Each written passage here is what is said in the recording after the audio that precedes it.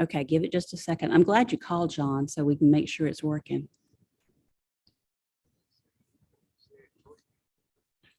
Okay, let's see if it's up now.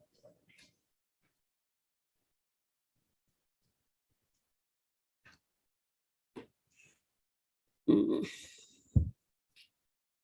So it says it's waiting.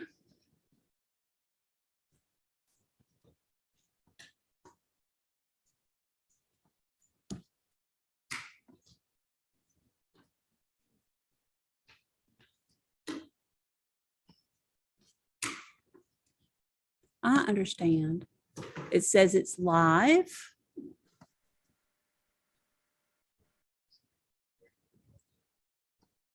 Yeah, and mine is saying live streaming. And there's nothing on the screen. Okay. Yes.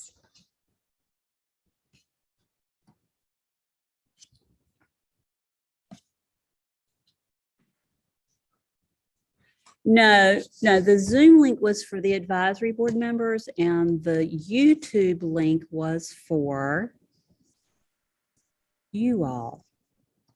So let me see if I can do anything to make it work. Let's give it one more chance here.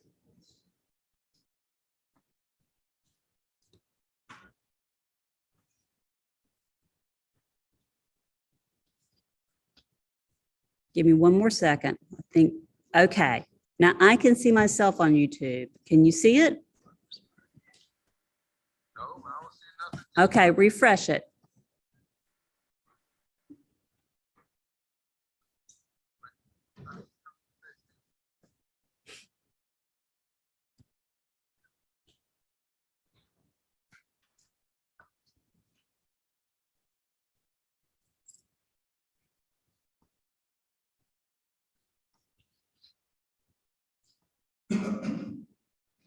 I'm going to go back to what I sent to you all and see if I can get in that way. There's the link for farmers. It does say waiting. Why is that? You're exactly right. I can see what you're seeing.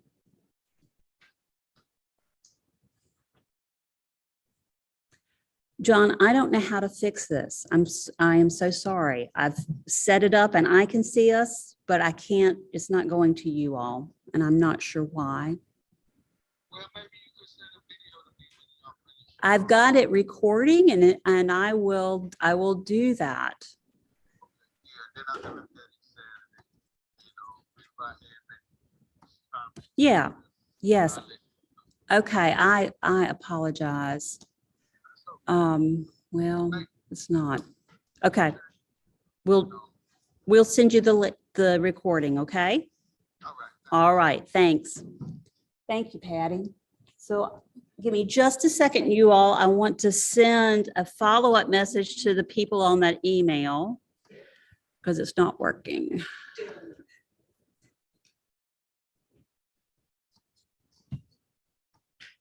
Okay, yeah, tell them to do that.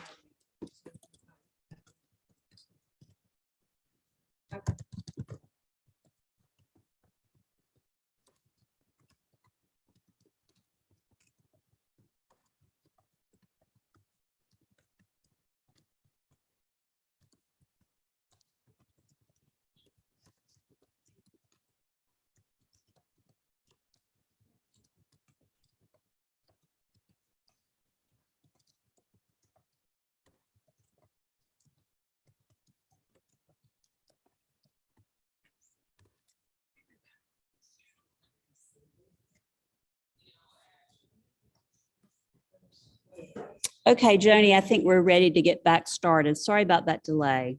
That's You okay. ready? Okay. Yes. Yep. Okay.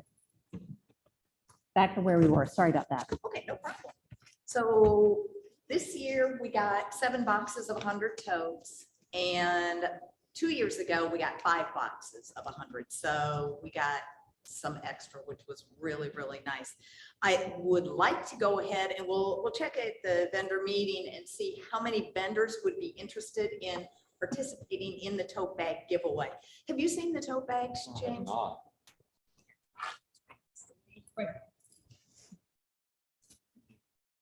I have seen those. Okay, Yeah. okay. So I would like to do the tote bag giveaway, but I want to make sure we're going to have enough participation to make it like really look good when they come in to pick it up. So just kind of be thinking, hey, do I want to go ahead and donate to that tote bag? Again, it was every other week.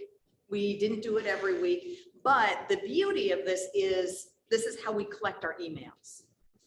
So people have to put their email address on there, and then we'll go add their name and email, and then we'll draw it, and then that goes on to our email list. So we can send out our different little newsletters to them.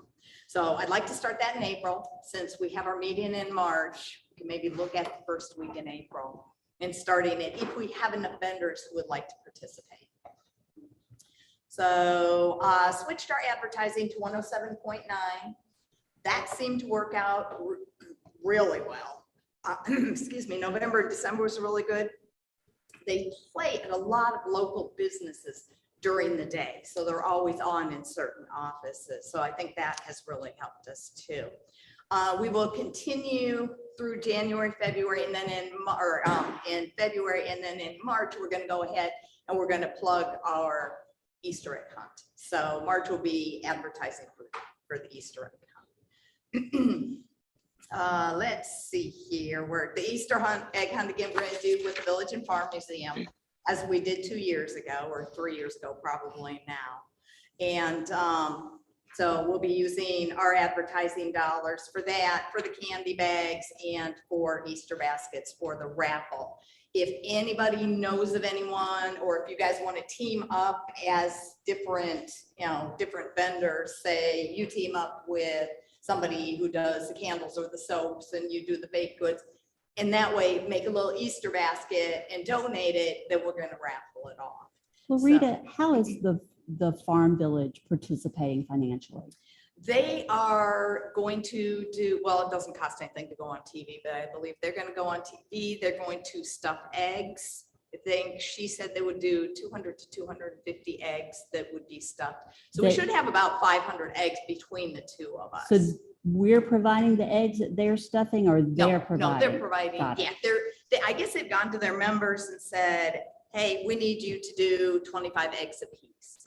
So they'll go through, well, Patty could tell us, because you're on so how many members do you have, and how many eggs were they each going to stuff?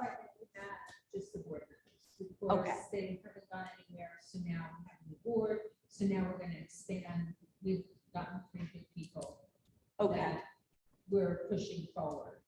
okay. So we're gonna have all board members do whatever amount they say. And then they're doing Easter baskets And also. then, I think you yeah. said like 6 to 8 Easter baskets was what they were going to put together, Okay. is what Sharon said. Okay.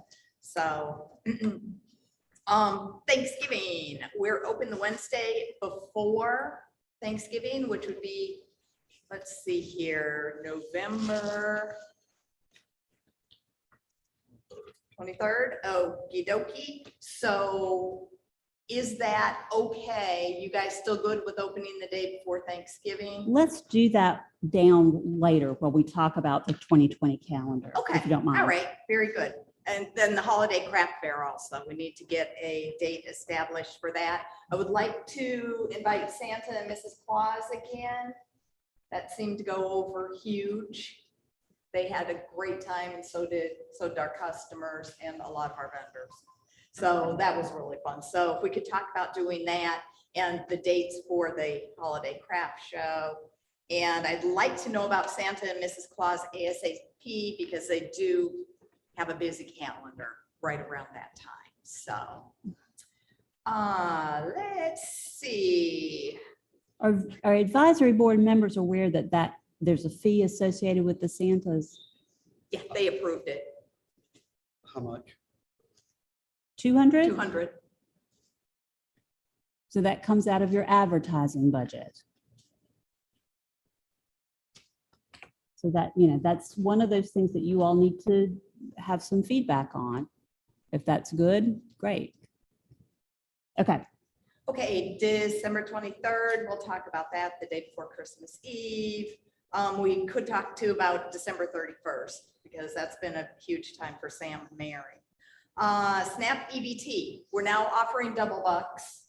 So Mary is very familiar with double bucks. She gets SNAP and double all the time. I don't know how many other people have gotten them, but that has worked out really well. Double bucks, they've been tickled pink about. So Mary, thank you. You've been encouraging your customers to come out to the market and to utilize the SNAP EBT. So the double bucks is a RAFI grant. It's a grant that they have given us a pot of money, and once that's gone, then we have to reapply for it, see if we can get any more. We might be able to, might not. So it might stop when we are out of the money they have provided. Let's see here. This again is on the Easter egg hunt. Met with Bonnie, Sharon, Patty. We're looking at having it April 2nd. Reason being, as early, it's really early, but Greenville has a lot of different things coming up. So just kind of keep that in mind when we go over that. We're gonna split it this year, which we didn't the year before, or the last time we did it. We're gonna do ages 5 and 9. Will be the older kids, and then we will do the 4, let's see here. We're gonna do 4 and under. So, and we're gonna have totally separate areas. We didn't do that last time either. So then that way the little kids can go out and get their eggs. They'll start at 10:30, and by the time they're finished at 11 o'clock, we're gonna do 5 to 9. Nobody will be turned down. If we have a 10, 11, 12-year-old who wants to do it, we will not turn them down. That's absolutely fine. When they come to register, we're gonna give them a ticket. And that ticket is going to be for the raffle. So everybody will get a ticket. All the kids will get a ticket for the raffle of the Easter baskets. So I would like to approve the advisory board to put a storage building in our budget for this coming year. At this time, the front door is kind of our little storage area, and the area above the walkway, above the bathrooms, above the coming in and out of the front door of the market, and also above the office. So it's a tripping hazard, number one, as you're coming through that front door. It doesn't look good, but it could also be a tripping hazard. So these are just like the storage cones, road sign, or the big large signs that we use for COVID. There's a pop-up tent there, and it just needs to be cleaned up. So I have gotten quotes, and we went through these storage buildings today, and this one seemed to be the favorite. So I'll just pass it around to you. It is a 10 by 12 metal frame. The construction is welded together, so it's like all one. It doesn't have any moving pieces. It's got an aluminum roof, and there is a little ventilation, a roof vent on top, so some ventilation will go through during the day, during the hot summer.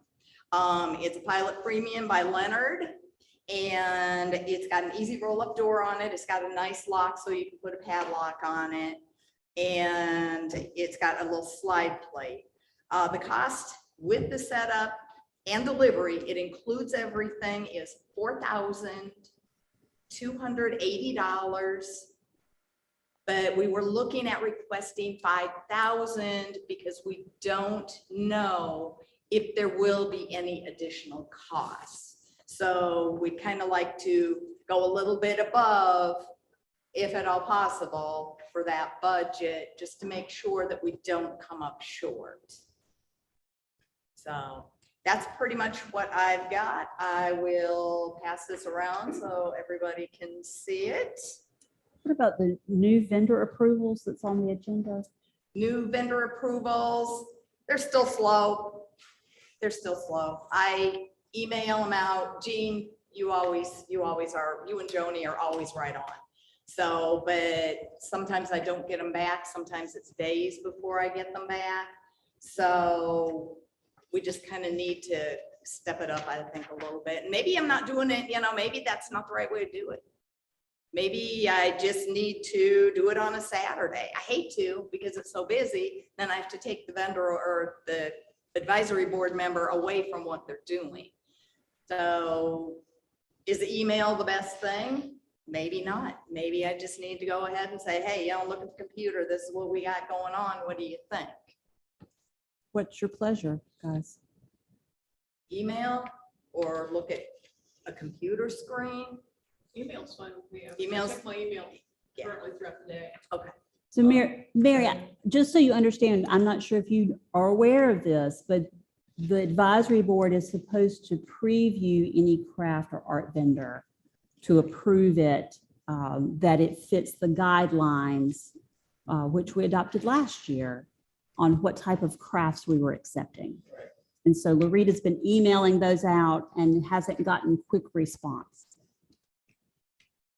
I'm Yeah, sorry. that's all I need is a yes, no. I'm Just, slow on my email, so. well, you got back to me last week, I believe, for this one girl. So, Just and I was just remind kinda me waiting. if I missed one. Okay, I'll do that.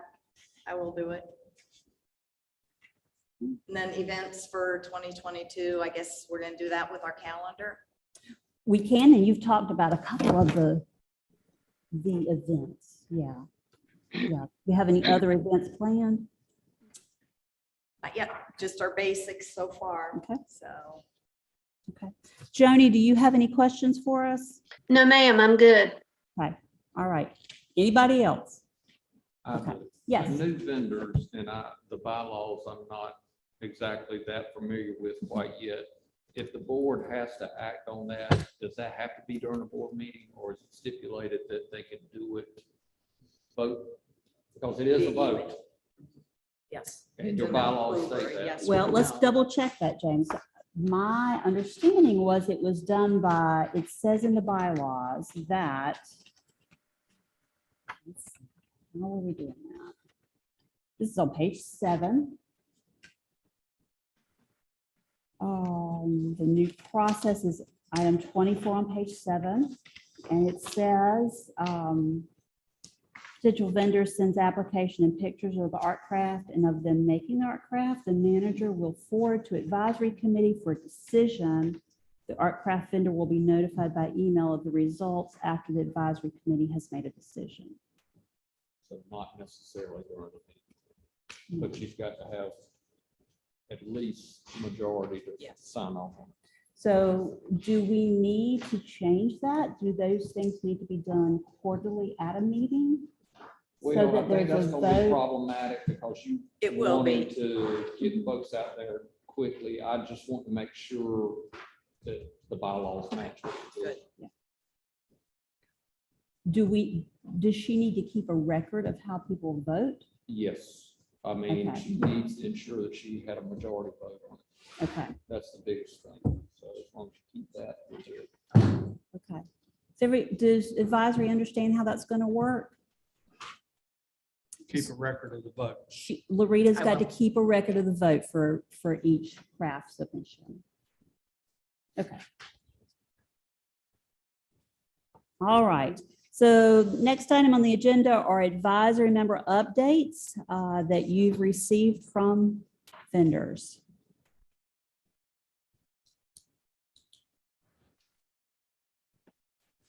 So comments that you all, and you're kind of that liaison between the general vendors and the policy or advisory committee. So have you gotten any feedback from anyone? Mostly good, couple of problems. Okay, Several people have mentioned to me how much nicer it is since we've expanded, how much cleaner it is. okay, I've had other customers complain about the lack of local produce. okay. And I really don't know how to address that question they might have as far as inviting new producers.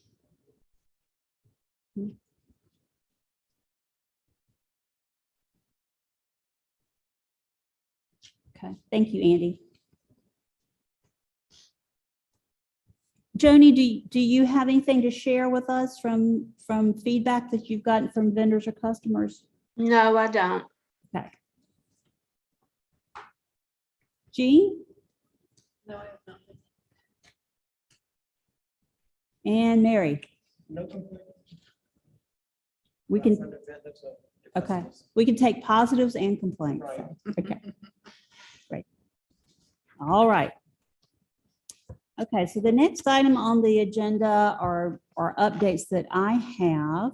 So I want to officially kind of explain to you what's happened with the new county manager. So as many of you know, our former manager, Scott Elliott, retired. Janice Gallagher, who was previously the county attorney, is now the county manager. And one of the changes she made is she took 4 department heads and added to their responsibilities the title of assistant county managers. So we have Janice Gallagher as the county manager. We have 2 deputy county managers. They happen to head finance and IT. And then separately, there are 4 assistant county managers. And so they are kind of that liaison between departments and county functions and the county manager. So James Rhodes is planning director, and he is now going to be that liaison for multiple things, the farmers market being one of them.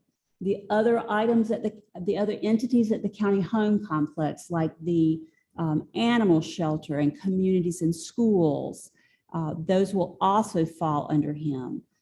The entities in this building, so cooperative extension and soil and water, and USDA is federal, but there are leases in this building, so he's already managing those leases. So I'd like to introduce James. James, if you have anything you want to share, go right ahead. Well, I'm certainly interested in this particular appointment of sorts. I enjoy the farmer's market.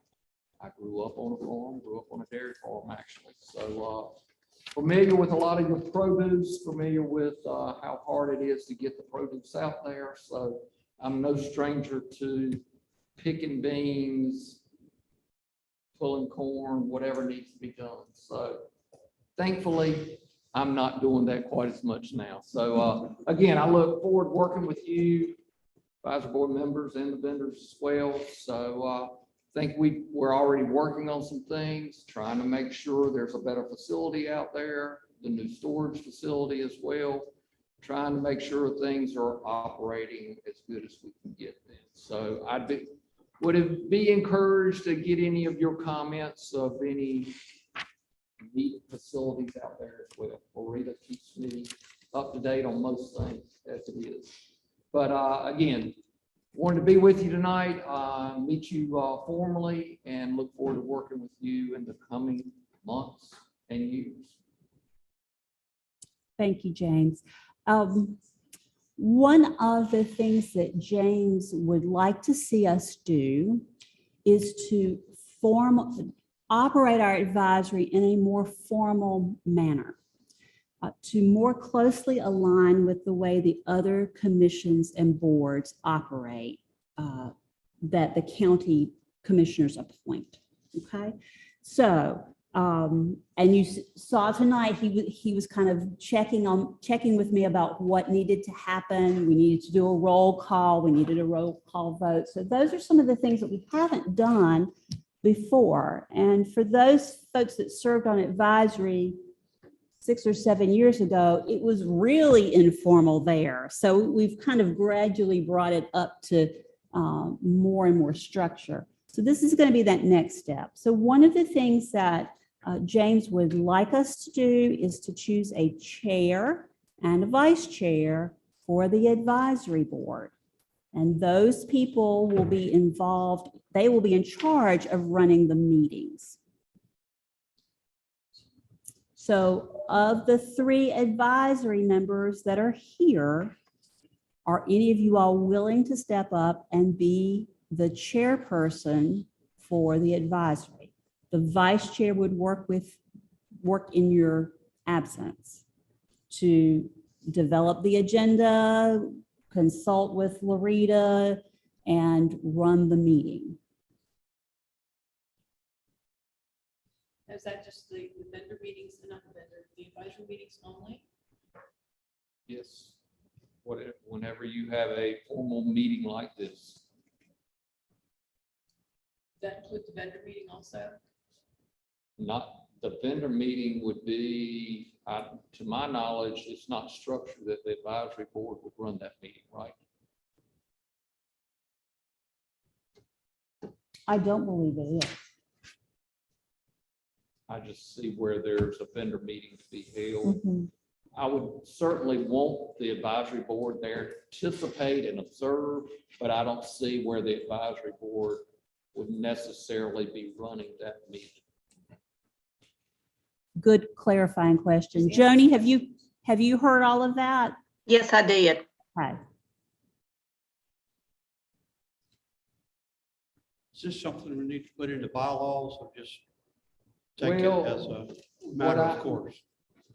It probably should be. I've already made some notes going through them about some wording and inconsistencies within the current version.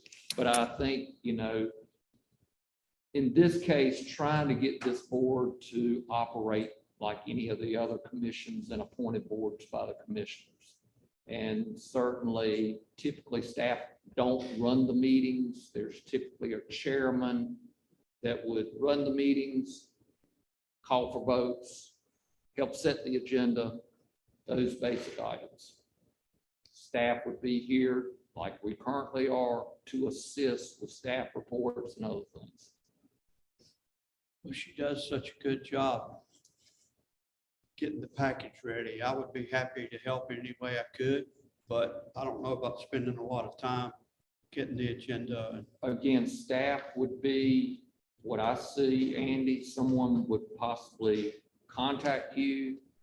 Here's our template that we will have standard items, Mhm. and we might have 2 new items that Larita might want to bring up, 3 that someone else might want to bring up, and we're on. So I don't see a lot of variation in your agenda, but there might be seasonal things that need to be tended to.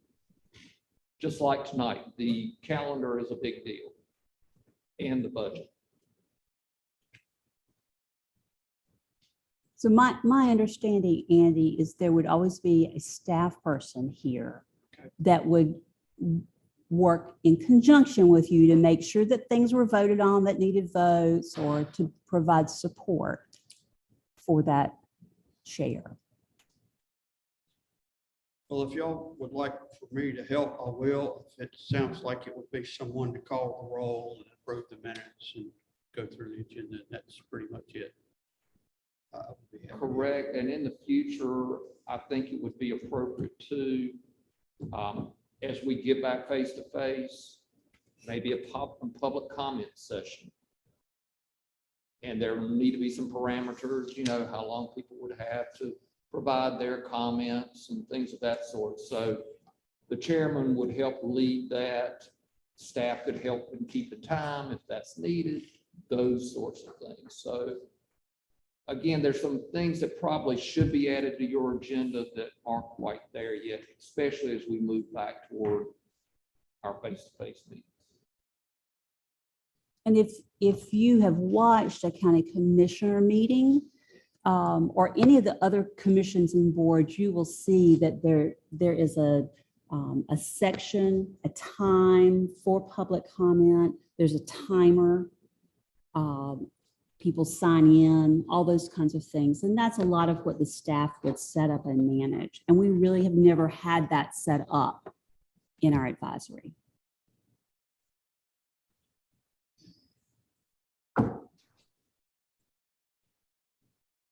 Joni, I still want to check in with you. Any thoughts or comments?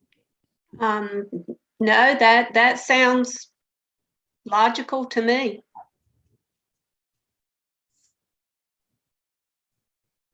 So at this point, we need a nomination. Yes. So someone needs to make a nomination or voluntold or volunteered.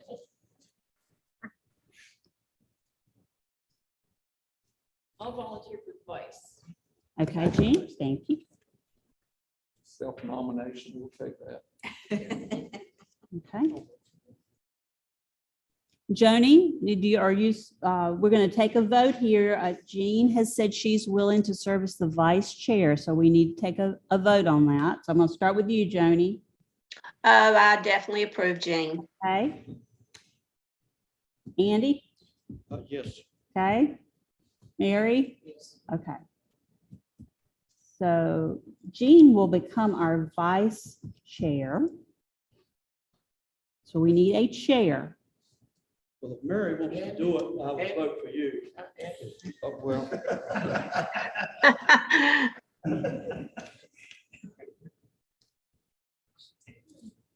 Joni, any thoughts? You can nominate someone.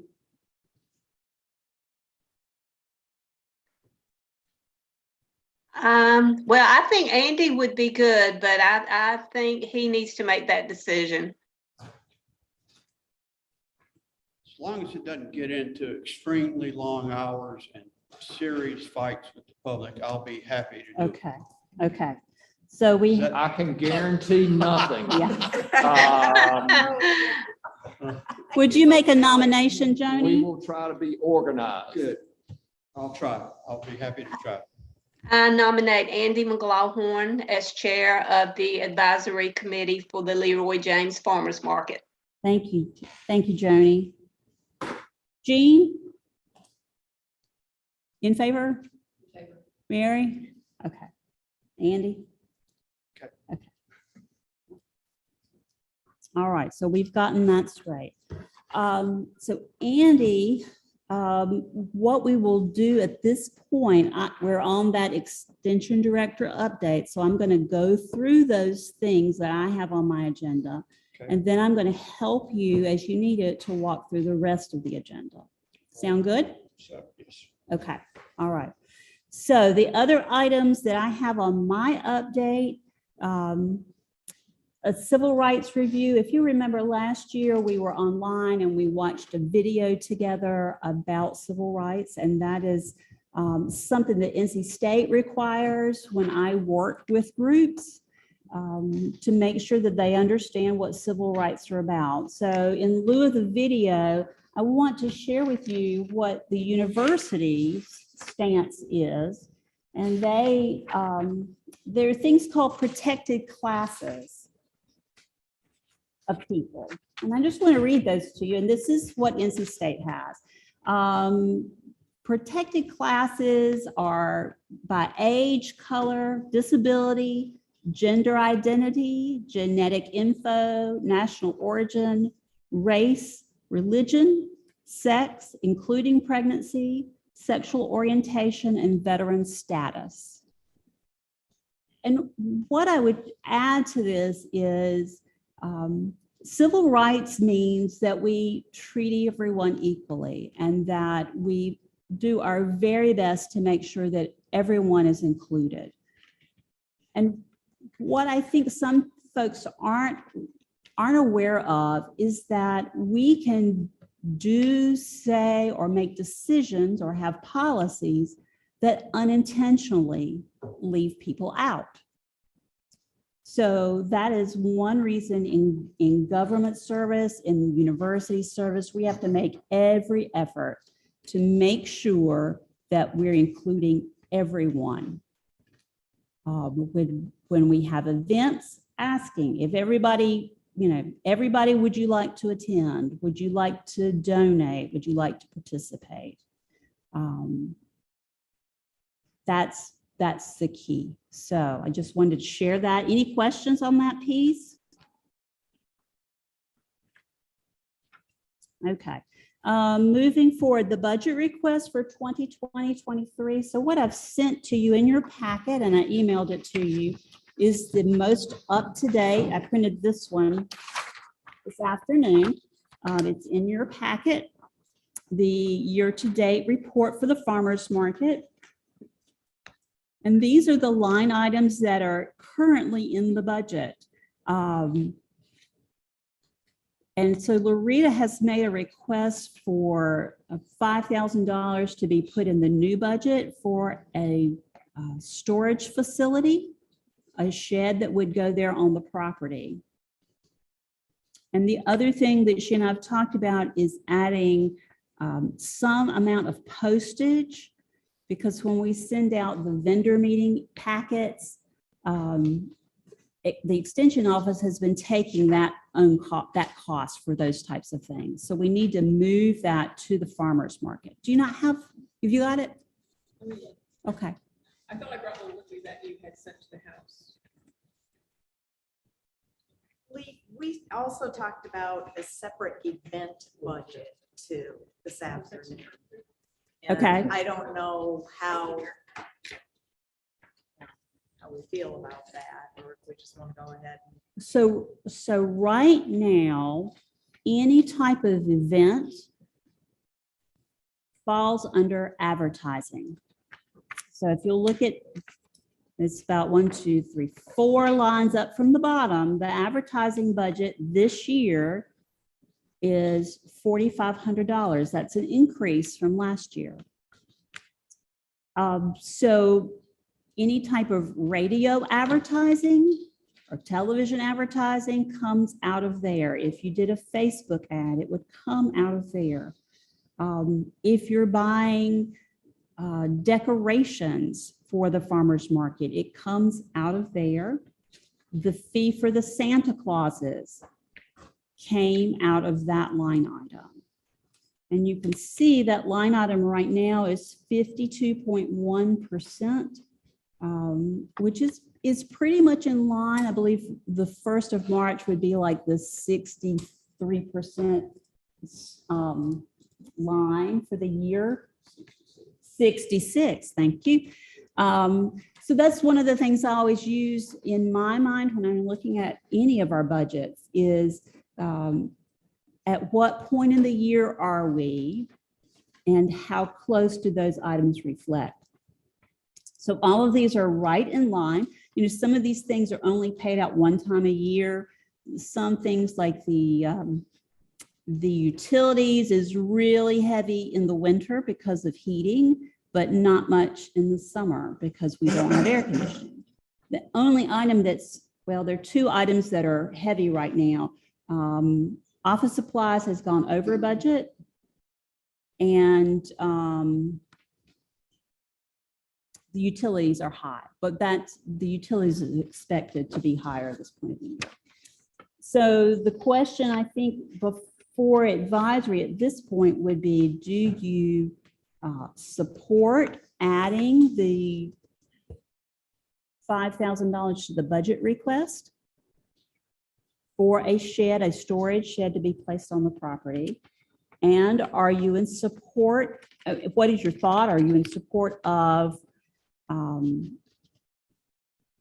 adding an event budget or splitting this advertising or keeping it the way it is? So let's just have some discussion about that. Where would the building be? Is it okay with the county? Well, actually, that's in the city's jurisdiction, and one reason we were looking at a 10 by 12, those don't require a building permit. So we were looking around today, we haven't found a really good spot for it It would yet. have to be way in the back, and then it might not be convenient. Well, that's the problem, Yeah. exactly. So you want it convenient, kind of up in the front where Marita is most of the time, and there's just not a good spot up there. So we're still looking. I don't like the idea of having it way out the back door. At one time, there was discussion about the grassed area between our building and the animal shelter. At new sewer line or something was going to make that available for use. Is that? That has not happened. We had that discussion today.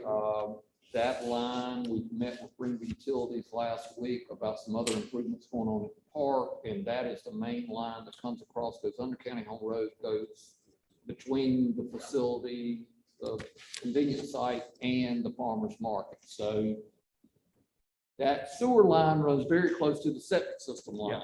okay. And I'm not sure about the possibilities of tying on, but if we have to do some work to the line, which I'm anticipating we will, especially at the crossing of the county home road, we'll certainly see if that's a possibility. So at this point, that would be the ideal spot, Yeah. really. Is a little bit lower lying, but I think we could do some work around it to make sure the water is diverted enough that it's not running in the front door of the green zone. I think, my opinion is that Loretta could probably well use a 10 by 12 building. I would like for you or somebody with the county to make sure that it's properly placed so it's useful and it doesn't look bad. Otherwise, I wouldn't vote for it. That is our intent. The building's gonna look nice. It's a matter of the best placement, in my opinion. So we've had PJ Andrews out there today. Of course, PJ knows drainage. He knows. We also have some of those types of buildings here on this campus. So I think we can make it work. I don't know that we'll be able, if we get it in sometime this summer with the new budget year, I doubt that septic system will be abandoned by that time, even if we get started pretty quickly. So we'll have to look for another spot somewhere. But I get your point. We'll make sure it's in the right place. I have one other question. Why is the office supplies over budget? What did we buy that caused us? The to go color over? printer ink, Okay, it seems to run out like, to keep things as simple as possible, which I'm always in favor of, I would think that you could add postage to office supplies. Maybe not, maybe that's by law, something you can't add under office supplies.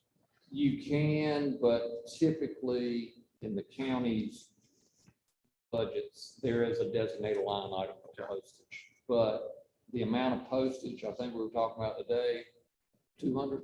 Something like that. No big deal. Okay, that's all I have to say. Yeah, I think the bigger question is if we're already over budget in office supplies and we've got 4 more months to go, is there a need in a typical year to have additional monies there? That, just looking at the budget and analyzing a little bit, that line, and Loretta, I can't believe you used that much color. I know those cartridges are expensive, but I They would are. still, there's probably some other expenses that have come out of that and would normally kind of come out of that each year. So we have contacted the IT department, and part of the problem is that I don't think Loretta understood how to choose just to have black and white when she printed. And so they've tried to instruct her how to request that the printer only use black and white. So I think that's part of the issue. So hopefully that'll get corrected. Go back to the board. So the board, for like the material that you used for the marker and everything, to stir it, it's still in the hallway up top. correct. What are your thoughts on that, Mary? Oh, it's fine. Okay. Okay.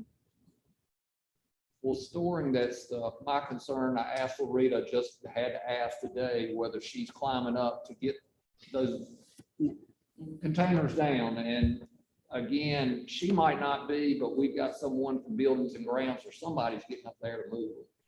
I think it would be better move the stuff out of the front doorway and get that, all those materials in one spot.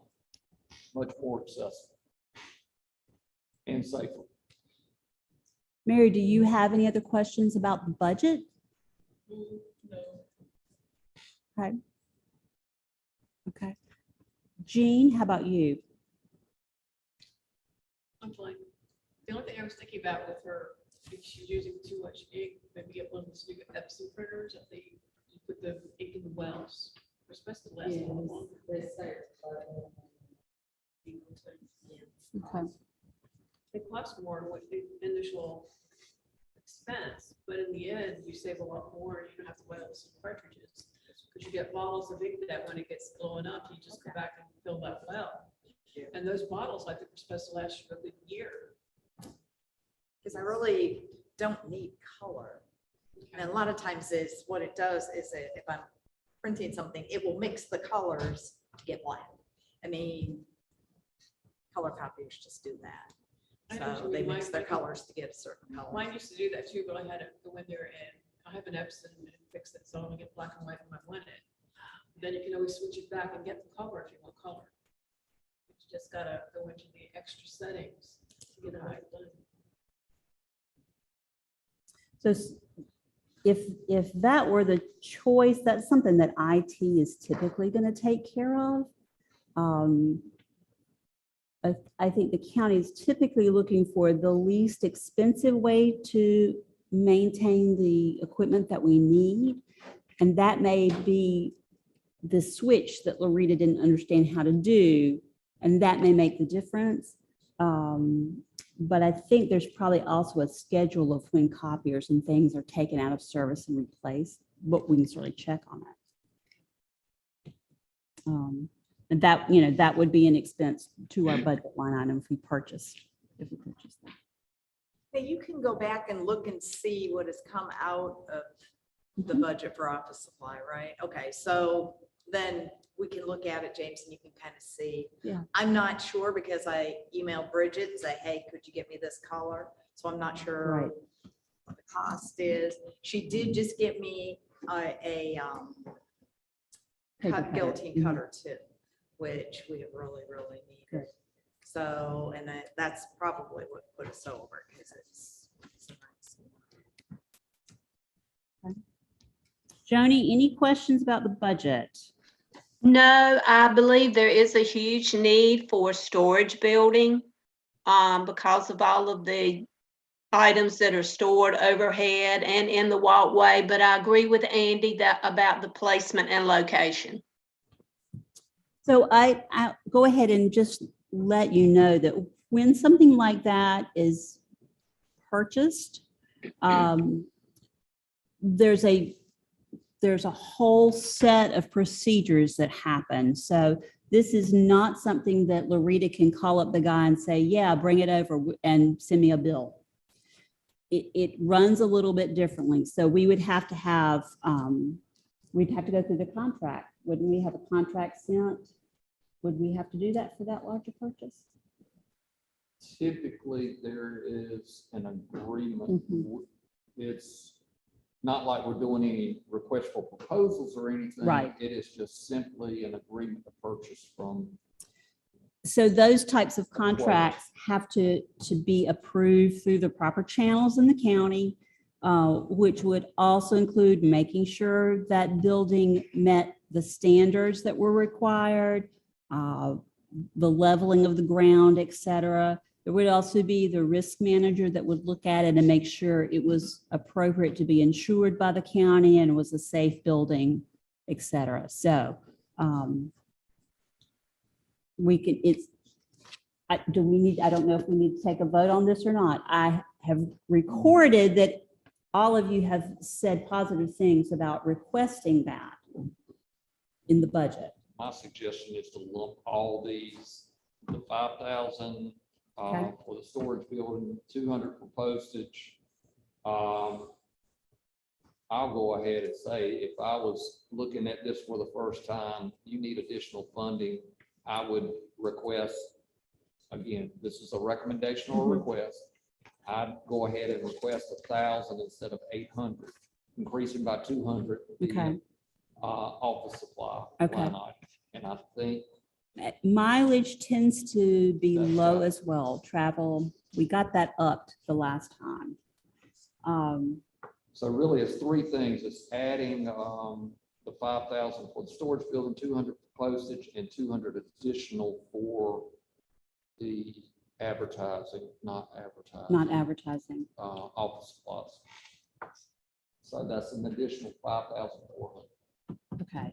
for the building, for the postage, and 200 for office supplies. And well, right now we're good, it looks like, on travel. Yeah, okay. So that's a $5,400 additional budget request. And remember how this works. This request has to be entered into the county budget computer. That's something that I do and balance all that out. It goes into the finance department. They look at it, and then later in the year, there will be a budget meeting where department heads meet with the county manager and the finance director and the budget folks and talk about each request. So you have to justify if they have questions. And then, and only then, does it eventually end up going to the county commissioners. So the county manager will eventually make a proposal, and she may be good with this, or she may say, no, half of this. You just don't know. And there are lots of factors. And then it will go to the county commissioners for their review and approval. Did I miss a step? No, we're ready for a vote. Okay. Mr. Chair, All right. All those in favor of? well, we need a motion first, I'm Oh, sorry. sorry. I kind of laid out those items, but if you would like to accept a motion. Mary makes a motion that we vote on the 5,000 for the building, 200 additional for postage, and 200 additional for office supplies. All those in favor say aye. I Need a second. I need a second. Thank you. Okay, do we need a second We first, need a second, Joni? and Mary, I second. Thank you. second. Do we need an individual vote? Yes, sir. Roll call. Okay. Roll call vote. Mary? Jean? I vote yes. Joni? Yes. Okay. All right, great. We move forward on that. Okay.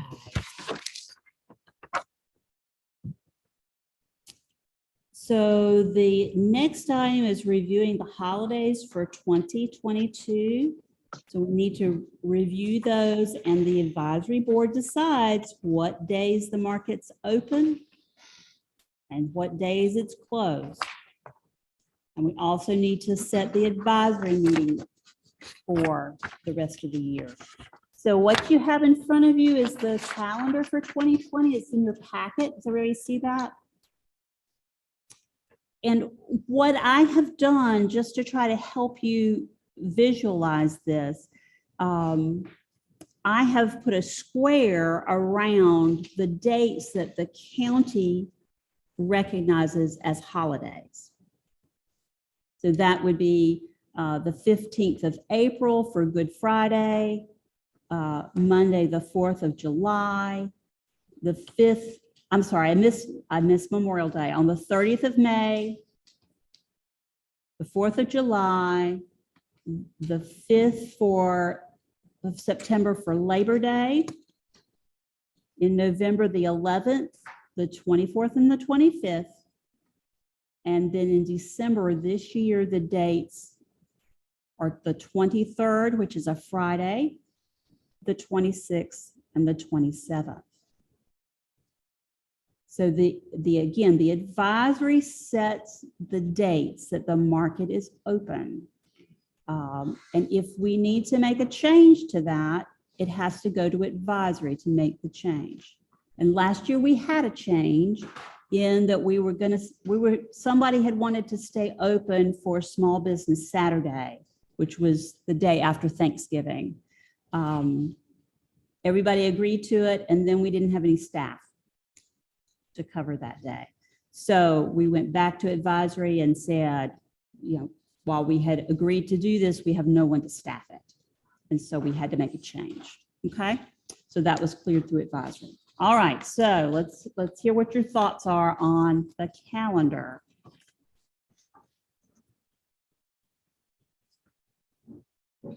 So we open on Saturdays only from what month through what month? Okay, so according to our minutes from last year,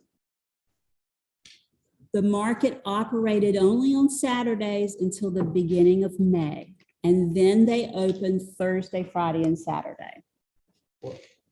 I don't see any conflict in May, June, July, August, September, October. The question is going to be, like it usually is, Thanksgiving and Christmas, as to what days we're going to close when we're normally open. Okay. All right. So, oh yeah, stand up if you need to. April, Good Friday is the 15th, and we wouldn't be open on that Friday anyway, so that's not of concern. Memorial Day's on a Monday. June is clear. July 4th this year is on a Monday. That's clear. Labor Day is on a Monday, so that's clear. So where Andy is right now is November the 11th, which is Veterans Day, is a Friday. So that would be your first question. This past year, we closed on Veterans Day.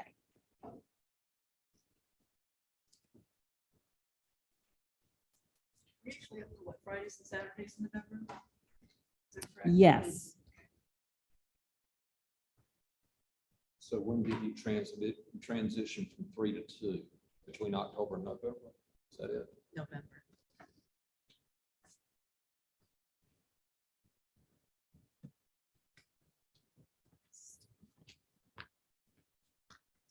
Okay, so that we need to, is there a suggestion? And I think what we'll try to do is put all the dates together and vote one time, if that's possible. So what is your thought right now on Veterans Day Friday? What do you want to do? Open or close? I want to be open. You want to be open, okay?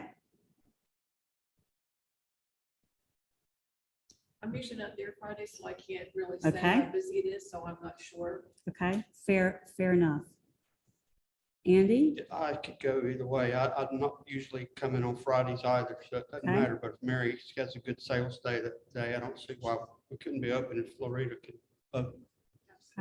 Joni, any thoughts? I can go with the vendors on this. Okay, so what I understand from listening to this is that Mary would like to be open and no one is opposed to that. Is that correct? Correct. Okay, so let's go to Thanksgiving. I didn't have very good sales on Wednesday this past year. Okay.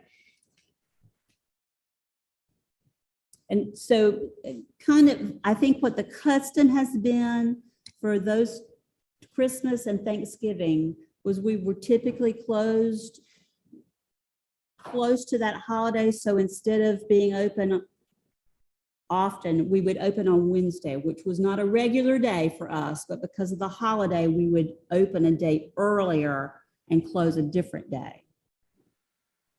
So this year, Thanksgiving always happens on a Thursday. So we need to decide, are we going to do anything different that week? Do you want to operate the market on that Wednesday, the 23rd? I say yes. Mary says yes. Jean says yes. Andy? I'll go along with that. Okay. Joni? I'm good with it.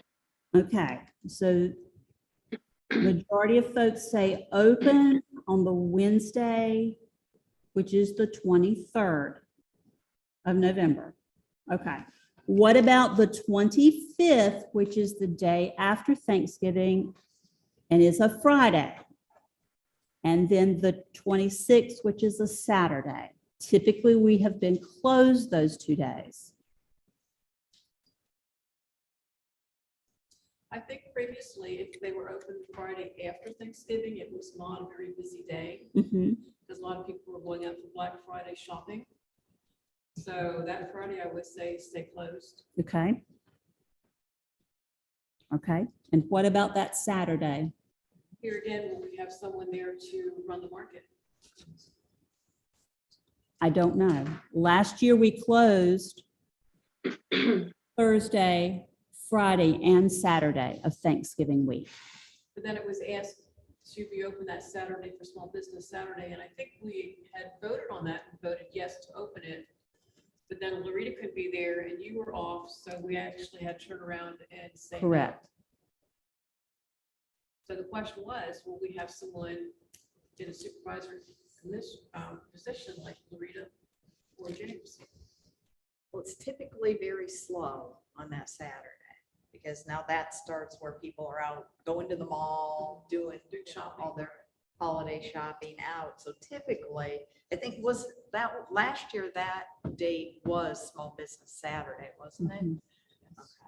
All right. Well, it probably still is. I think they keep it. I pretty think that's consistent, traditionally when that That's date is. tradition. but it just seems to be really, really a slow weekend because of. Well, it's Black just not Friday. open then. Okay. So Andy proposes to be closed for Thanksgiving Thursday, Friday, and Saturday. And we would be open the Wednesday right before. Is everybody in agreement with that? Mary? Jean? Yes. Andy? Yes. Joni? Yes, Okay. Open Wednesday, the 23rd, close the 24th, 25th, and 26th. Okay? All right. And so now we're at Christmas. So the county recognizes this year the 23rd, which is a Friday, as a holiday. Christmas Eve is Saturday, Christmas Day is Sunday.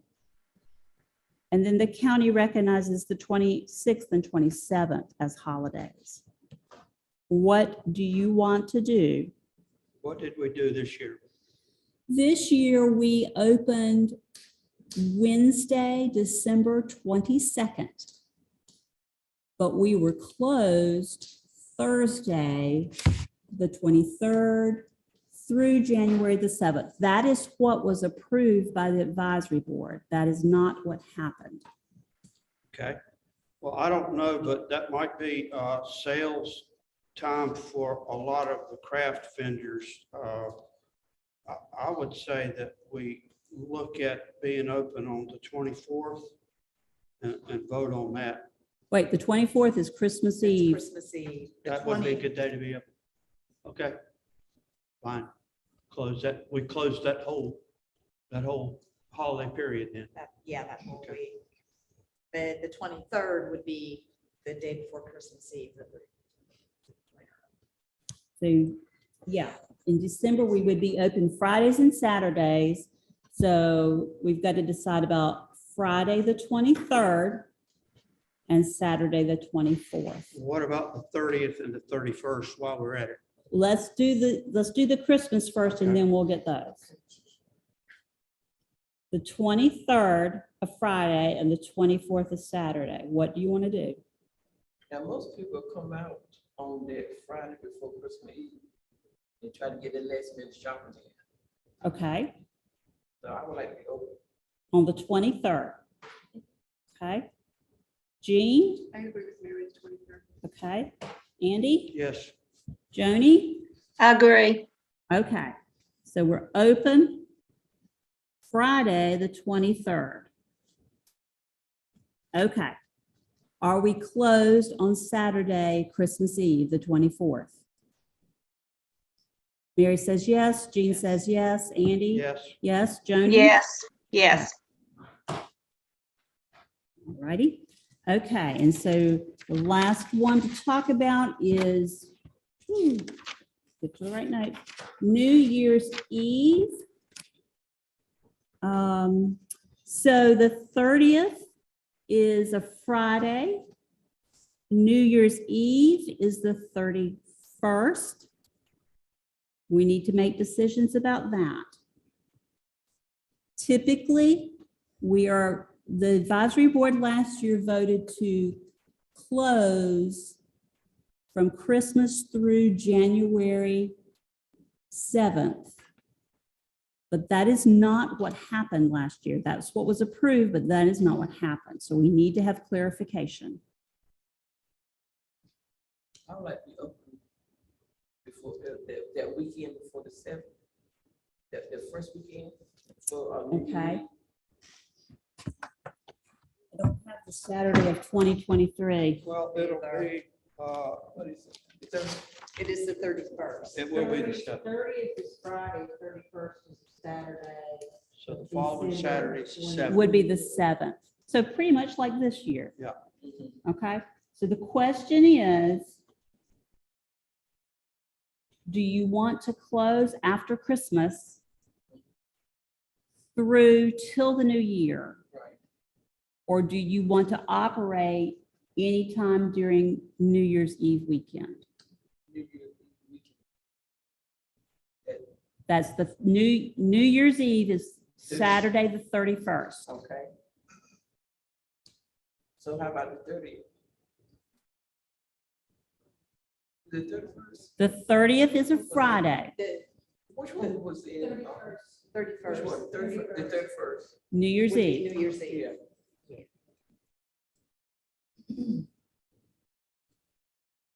I'm just asking, folks are gonna come see you on New Year's Eve. That's your long day, right? Saturday. Yeah, we're only 8 to 12 on Only? these days these are Okay. just short days.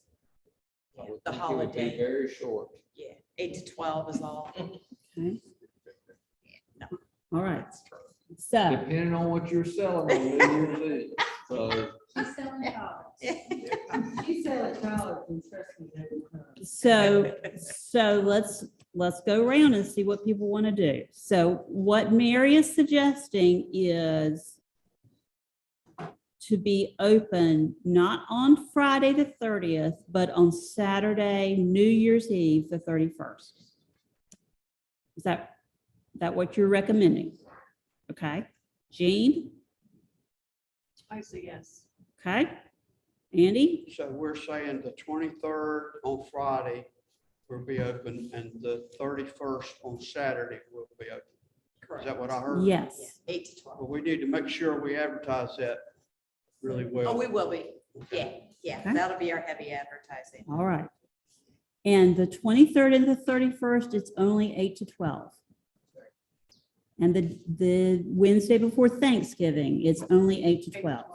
Got it. Okay. So we're going to vote. The advisory is going to vote. Mr. Chairman, if you will call for the vote. I just want to be sure too, because we're already a couple of months into it. Do we need to, will we deal with the calendar again before the end of the year? Or do we need to run on till your first meeting? We probably in need to, January? it would be that Saturday, the first Saturday in January. Correct? I mean, that's, if we're running New Year's Eve, which is Saturday, the next Saturday would be the 7th. Right. So that would typically be open. But we're 2 months into this year, and we're just still this year's calendar is what I'm asking. So do we need to run further into 2023 by January, February, before your first meeting? James, we can do whatever the group wants to do. Really, the only thing that we would have would be MLK, and that's on a Monday, you so just that do your wouldn't, regular- that wouldn't impact us. There are no holidays in February. I guess my question, just for clarification, my first time, we're running We're Mhm. running every Saturday all the way through February then. Okay, and March. Yeah. okay. We've moved to a year-round market.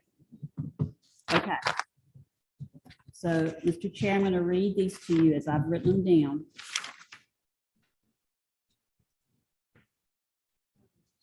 Okay, you want me ready? to read it? You can read it. Did you write them down as well? You read them then. No, you read it.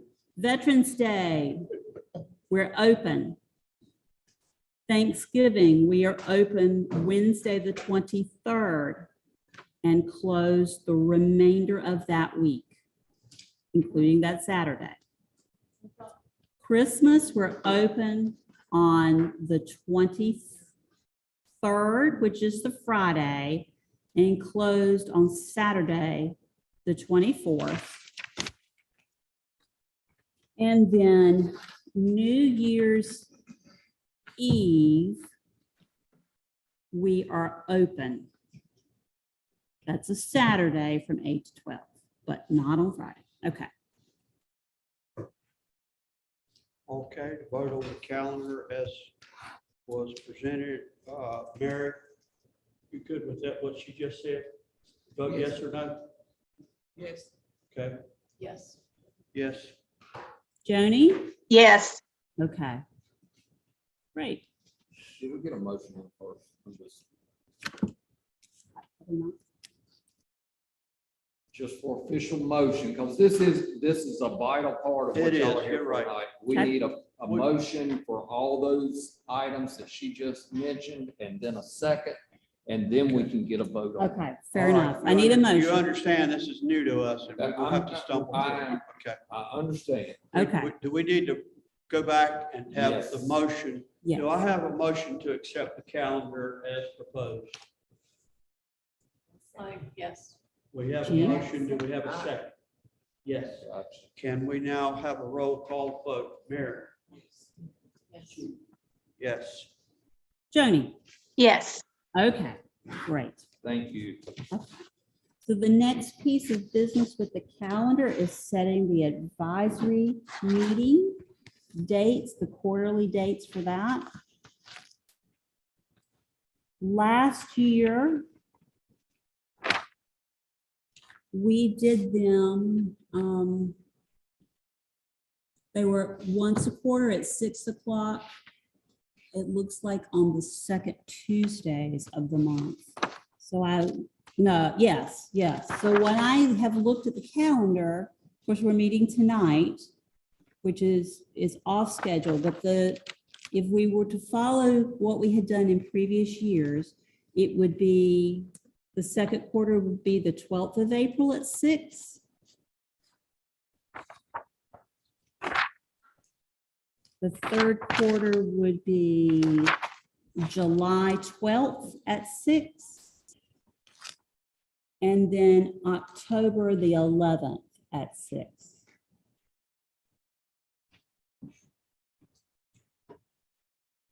So those are the second Tuesdays of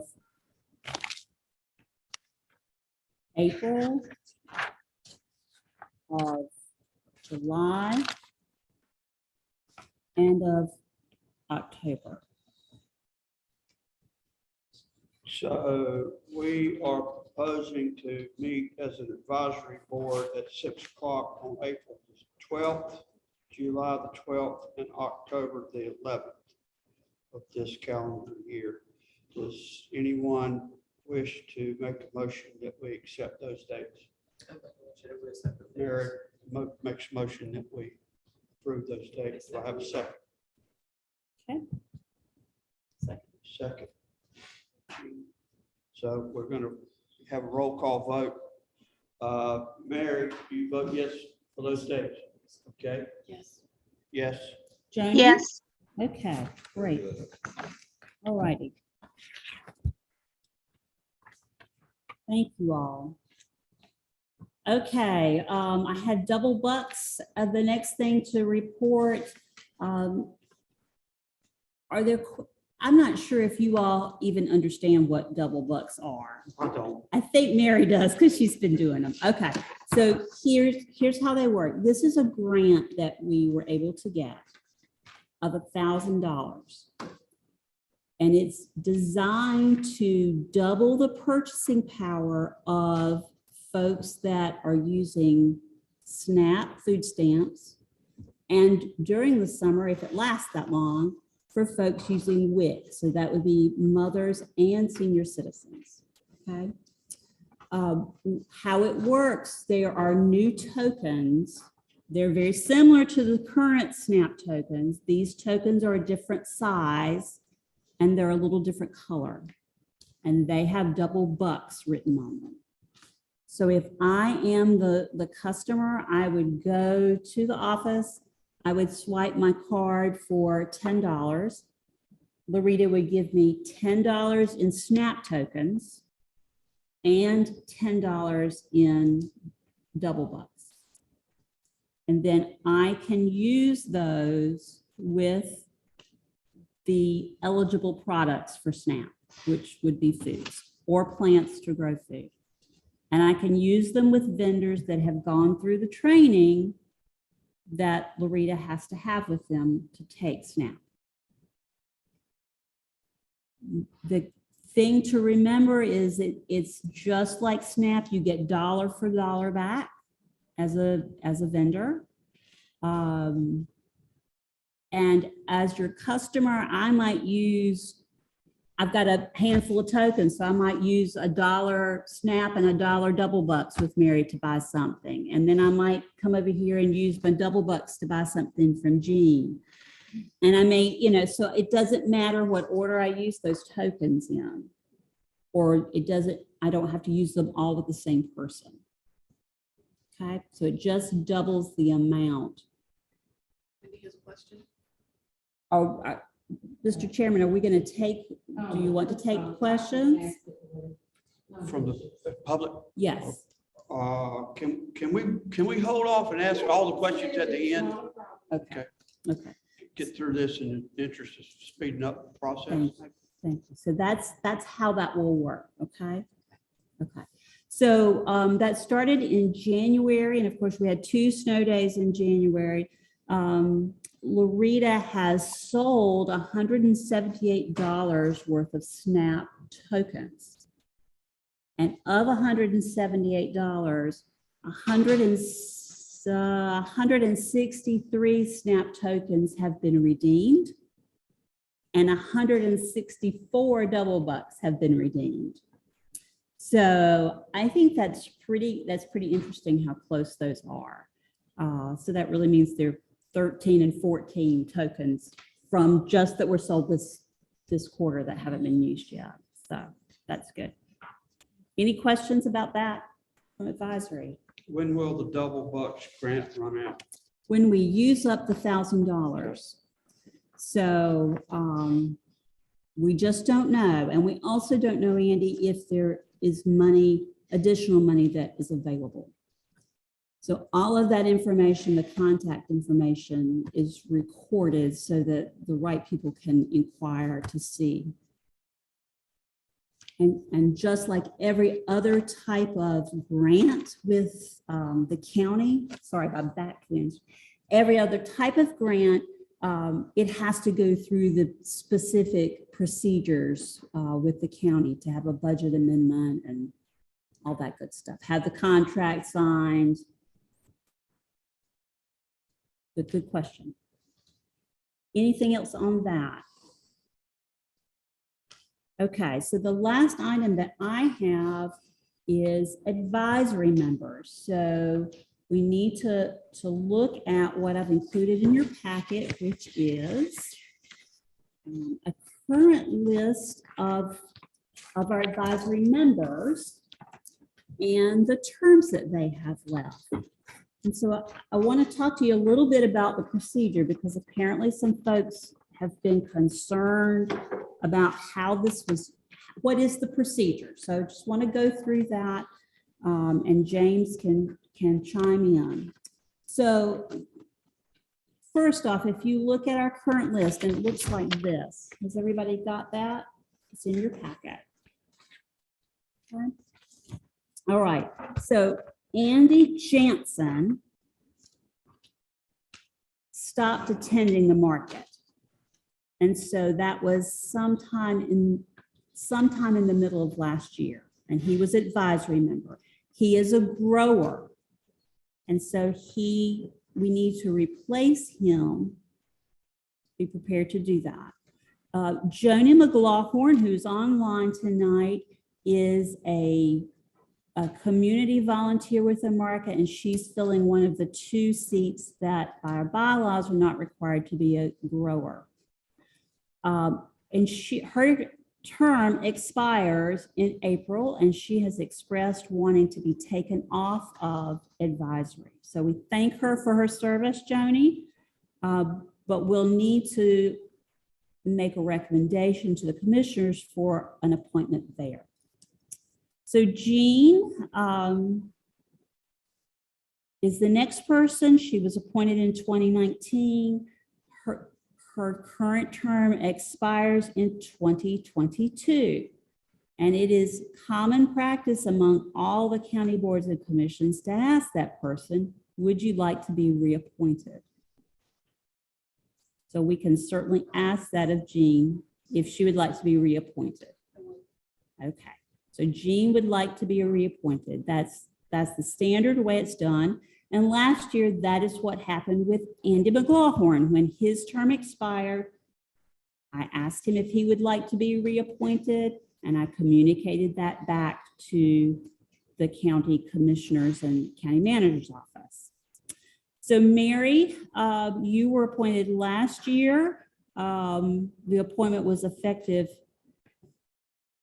May 3rd, and you still have 3 years to serve on your term. Okay. 2. Oh, I'm sorry, I'm reading that wrong. Years served. At term's end, she would have served 3. That's right, James. I'm looking at it wrong. So you've got 2.2 years left to serve. And then you could be eligible for reappointment if you requested. And then Andy McLaughlin was reappointed in May of last year, and his term will expire in May of 2024. So the other thing to keep in mind with appointments is people are eligible to be reappointed if they've attended 75% of the meetings. So that's the other piece. So Andy's almost always here, so that was an easy thing. Jean has been very faithful in attending. And these are things that the county manager's office is keeping record of. They want to know from the boards and commissions what the attendance is. Okay, so we have a seat to fill for Andy Jansen, who is a grower, and we have a seat to fill for Joni McLaughlin, who fills one of the 2 at-large seats. Jean has agreed to be reappointed. Mary and Andy are fine. So in order to be appointed to a county board or commission, there are a couple of things that have to happen. 1, you have to be a Pitt County resident. And 2, you have to fill out the application that's on the website requesting to serve. And once you receive that, once you've sent that in, they send an acknowledgement email that they've received it. And then that application sits for 30 days before the commissioners will consider appointing someone. That's just how it is. I don't know why. Okay. So Andy Jansen left midterm, and it was one of those situations where we needed to meet to make a recommendation to the board. And we didn't have a quorum in July. In October, I don't know what we did in October. I'd have to go back and look. But anyway, we need to make a decision about that spot as a grower, okay? So any questions about that procedure, how that goes? So in a typical situation, we would make a recommendation from the advisory. That recommendation would go to the vendors. They could certainly make a nomination from the floor. Then that group at large votes on who they would like to send forward to the county commissioners. And then they are the ones that do the appointment or choose not to make the appointment. So, and in our situation, we have specific slots that we have to have filled with specific types of people. Have I left anything out? I'm sure I didn't realize, I thought the advisory board was making the recommendation, not the vendors. We make the recommendation to the vendor. So let's go back and look. Maybe I'm wrong. Well, hold on. Patty, hold on just a second, please. No one can hear comments from the public on this. You have to be a lot closer. Okay, let's go back and look. This is I'm on page 3 of the Constitution and bylaws. Full membership. This is the policy committee. The full membership may vote by ballot at its annual meeting.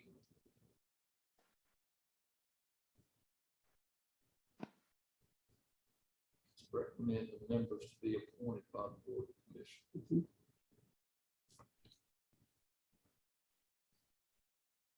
That's where I leave it. So I don't see that it goes to the member group unless there's another section that I'm missing. Okay, so you're on page 3 with the policy committee. Right. So members of the policy committee shall be appointed by the Board of County Commissioners. Full membership may vote, they may vote by ballot at its annual meeting to recommend the members to be appointed by the Board of County Commissioners. And this says that in the event of vacancy in one of the 5, a replacement shall be appointed by the county commissioners upon the recommendation of the policy committee to serve out the remainder of said vacant term.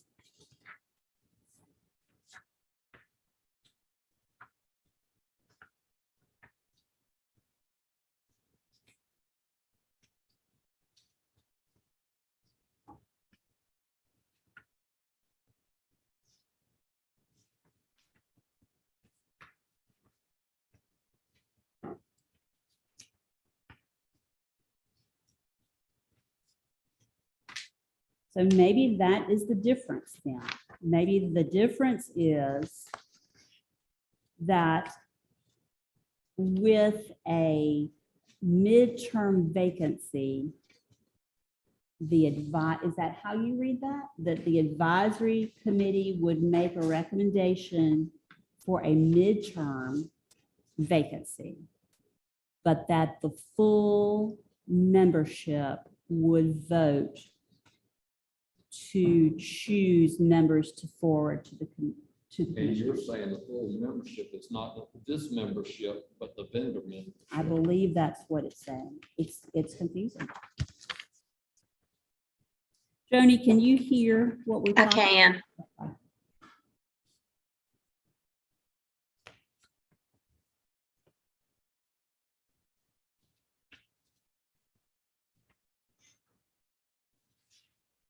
My suggestion, Mr. Chair, would be to get recommendations tonight for both those positions and in the proper categories, because you've got one grower, one at large. Mhm, Move that forward and the vendors will meet next month, mhm.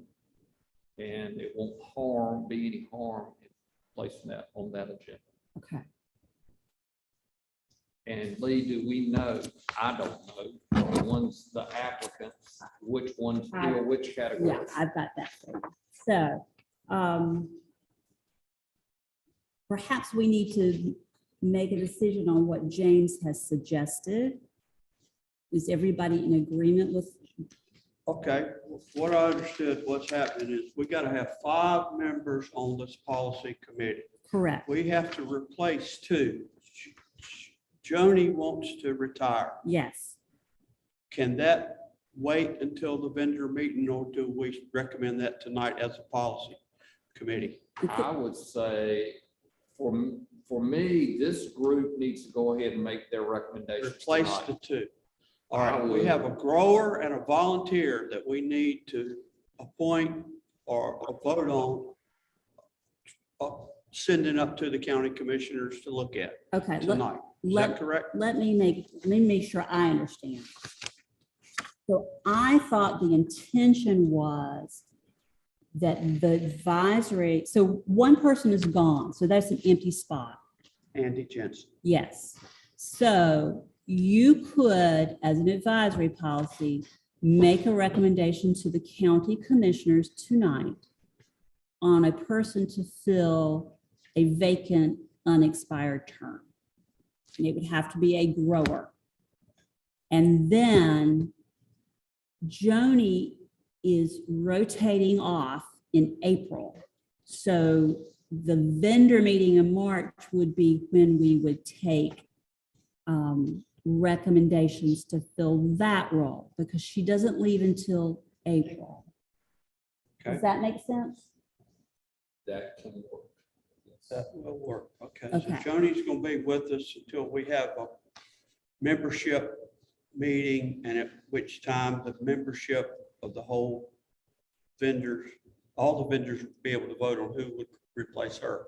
Tonight, we have a grower advisory board member who hasn't shown up. I think I understood he'd gone to the market in Yes. Newman or whatever, but we need to replace him. And my question is, we've got some applicants here in our, Yes. So we. how many of those that we have with us are growers? Okay, so in your packet, you have the current applications, people that have applied through that application process and said they were interested in serving. So some of these are older than, they've been in for a while waiting. Can you find those, Mary? It says applicant interest listing. We have Pamela Braxton. Pamela Braxton of Greenville. She is not, and we're looking for a grower. She is not a grower. These are people that Or a have vendor. sent in the paperwork and they're Correct. ready to be considered by the county commission. Correct. She is not a grower that we're aware of. She is not a vendor. And the bylaws say it needs to be a vendor who is a farmer. So she would not qualify for this Andy Jansen unexpired term. Second person is Carl Shipman of Greenville, North Carolina. He is not a vendor, so he would not qualify for the vendor grower position.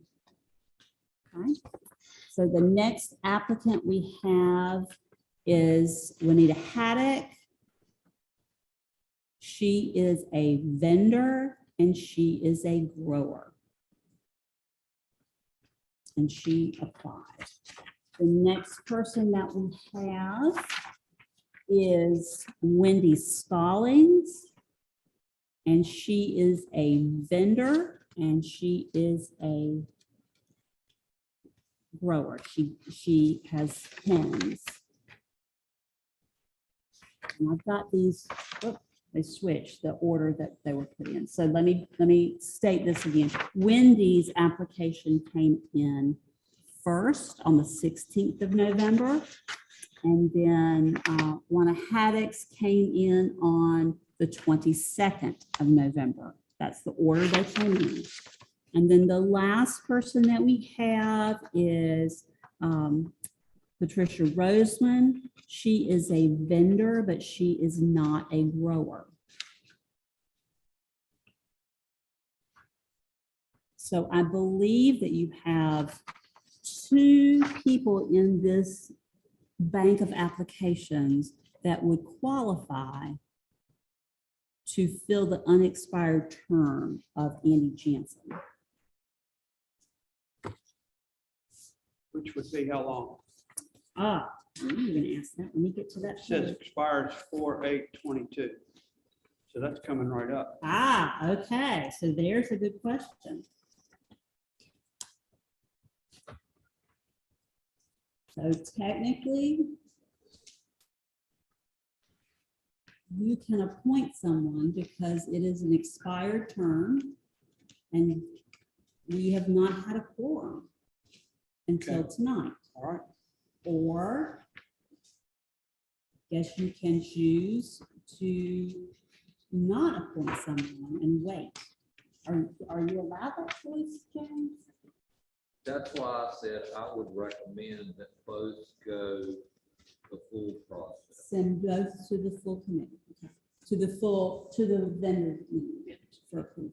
I would not feel comfortable at this late date trying to separate the two. I would just keep them both together and we'll have a vendors meeting next month and on to the commissioners. after Okay, sounds good. So if I could just summarize what we have just discussed. We're going to have another advisory board meeting in April. We're going to have a full membership meeting on the 14th of March. Andy Jensen needs to be replaced, but whoever we might replace him with tonight would not serve before the next meeting. So it makes most sense to wait and let the whole membership vote on who they want to be on the advisory committee. And at that time, we will vote for one grower and one volunteer, or can we have two growers and no volunteers? It's set up so that 3 people have to be vendor growers and the other 2 people can be anybody. It Okay, can be another type of vendor. It can be All right. somebody who just loves the market and wants to get involved. so we really don't need to vote on this right now. We need to advertise that we are going to vote as a full vendor membership for new advisory board members in March. Is that correct? I believe so. My first time on this one, I had assumed that we would get a recommendation from this group Okay. tonight to move forward, but you know, if you've been vetting this all through the vendor group, when they're appointments, first time appointments, I would stay consistent. So have you not brought forward recommendations to the vendor group? Yes. Okay. No, hold on, let me think. I can look here. Let me look what we did last week, because about the meeting minutes. Let's see.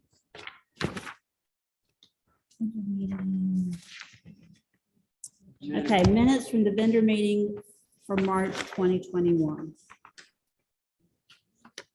Okay, so that was under other business.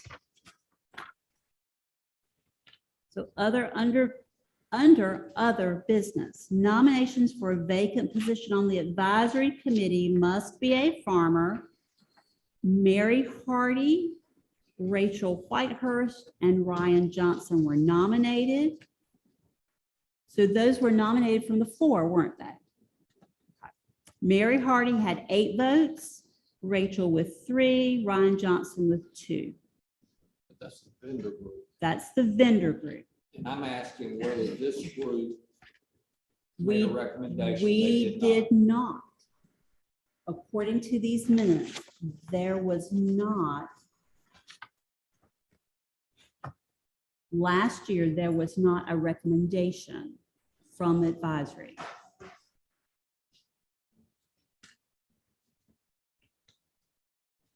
Nothing about it in the minutes. Yeah. So no action needed.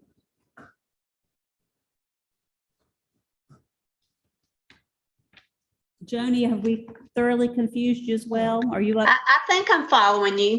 Okay, okay, I just want to make sure you could hear. Um, Yes, Mary. Since we own these two, saying names, if we would like volunteer, submit them, but when you go to them, we don't know if they accept or not. You're right. So my opinion is to wait and talk to them, see are they willing, if they have a willing. So the names that we have here, they have applied and which you would infer meant they were willing to serve.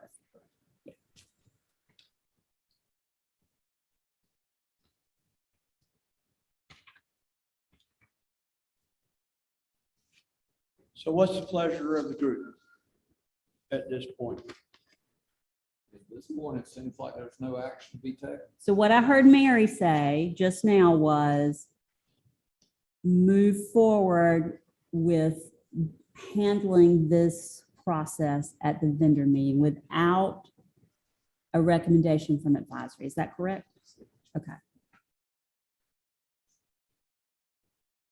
So after the discussion about replacing the advisory board member, we have decided as a group that the prudent thing to do would be to, at the next full membership meeting, announce that we are going to open discussion for nominating people to serve as on the advisory board. And we have several already that have filled out the paperwork. And if we know of anyone else, you might want to ask them before you put their name up to be voted on in front of the whole membership. Probably more importantly, they need to fill out this application That's the key. as soon as possible. That, And we can ask Loretta to send that information out in vendor packets ahead of when all the other documents will go out. Reminding folks that if they are willing to serve, they need to do the application. Okay, so while we're on the subject, remind me again when this meeting will take place and where. Okay, so. So that's the next item on the agenda, Chairperson, the annual vendor meeting. My recommendation is for Monday, March 14th, 2022. So the bylaws state March 15th or Around that. around that time. Okay. We need a large space to do proper social distancing. This room is not available, nor is James Rhodes available on that Tuesday. What do we do on the farmer's market? James, when will you be able to have a March meeting? 14th is. That works for you? That's fine with me. And the room is available that day. This room is available that day. On the 14th. Yes, sir. So we are going to have a vote on when we're going to have the full membership meeting. And it's been suggested that we have it at 6 o'clock, March 14th in this room. We need a We motion. need someone to make a motion that that's what we do. Please. I make a motion that we have a meeting. on the 14th. And we need a second. Okay. Okay, and we will now vote on that date and that time. Mary, is that okay with you? Yes or no? Yes. Yes. Yes, Okay. Very good. So on that agenda, according to flyer that we have in front of us, we have set the annual vendor meeting time and place. We need to know what will be on that agenda that we need to discuss. You're going to take care of that? Well, I think this is a time to ask the advisory members if they know of any items that need to go on the agenda. So Okay. in last year, using last year's reference, last year we were having some food safety peanut processing issues, and we had a quick presentation on that. We talked about the facility updates that had been made. We talked about COVID safety standards. We updated vendors on SNAP, EBT, and WIC. We voted to discontinue the online purchasing pickup website. Then the vendors adopted the dates of operation, or we made that recommendation. Then there were proposed amendments, and those were voted on with 14 people voting. And then the other business was the advisory nominations and recommendations. So I think it's always good to kind of give vendors an update on how last year looked and successes that we saw, questions or problems that we had. Hopefully, we will not have COVID issues that we have to talk about. But I guess this is, it's a time for other things that you all think we need to add. Mary or Gene, do y'all have anything you think we need to bring up and have on the agenda to discuss as a full group? Are you satisfied with that, the current way that we do things? Do that. I'm assuming that we'll notify the membership in advance when the meeting. Yes, and because of the problems that happened with mail delivery, we will mail them, we will email them, and Lorita's also going to put those documents in packets. I've noticed there was a flap on the back of this package you gave us. Is this our membership as of? So that, Mr. Chair, that is, if you all look at the last piece in your packet, these are the vendors from the attendance sheet from last year Okay, and the numbers of times they came. okay. Yeah, there's two different sheets. So I attached this for you because I thought it was of interest. I tried to go through and mark the vendors that I'm aware of that are no longer coming for various reasons. The other thing that we will do before the vendor meeting is we will mark who are growers. I think that would be useful. Yes. And who are Pitt County residents so that we'll be able to show who is eligible for advisory. And I can do anything, that's what I thought would be helpful, but if you have other directions, we can do that. What's our total membership? What's Oh, here? That's it. Okay. so that's probably about 50, just shy of 50. There are a couple of other people that maybe came once. But yes. So you are going to help put together the agenda for our meeting, and one of the top things that we need to do is appoint new advisory board Mhm. or recommend advisory Correct. board members to the county commission at our March the 14th meeting.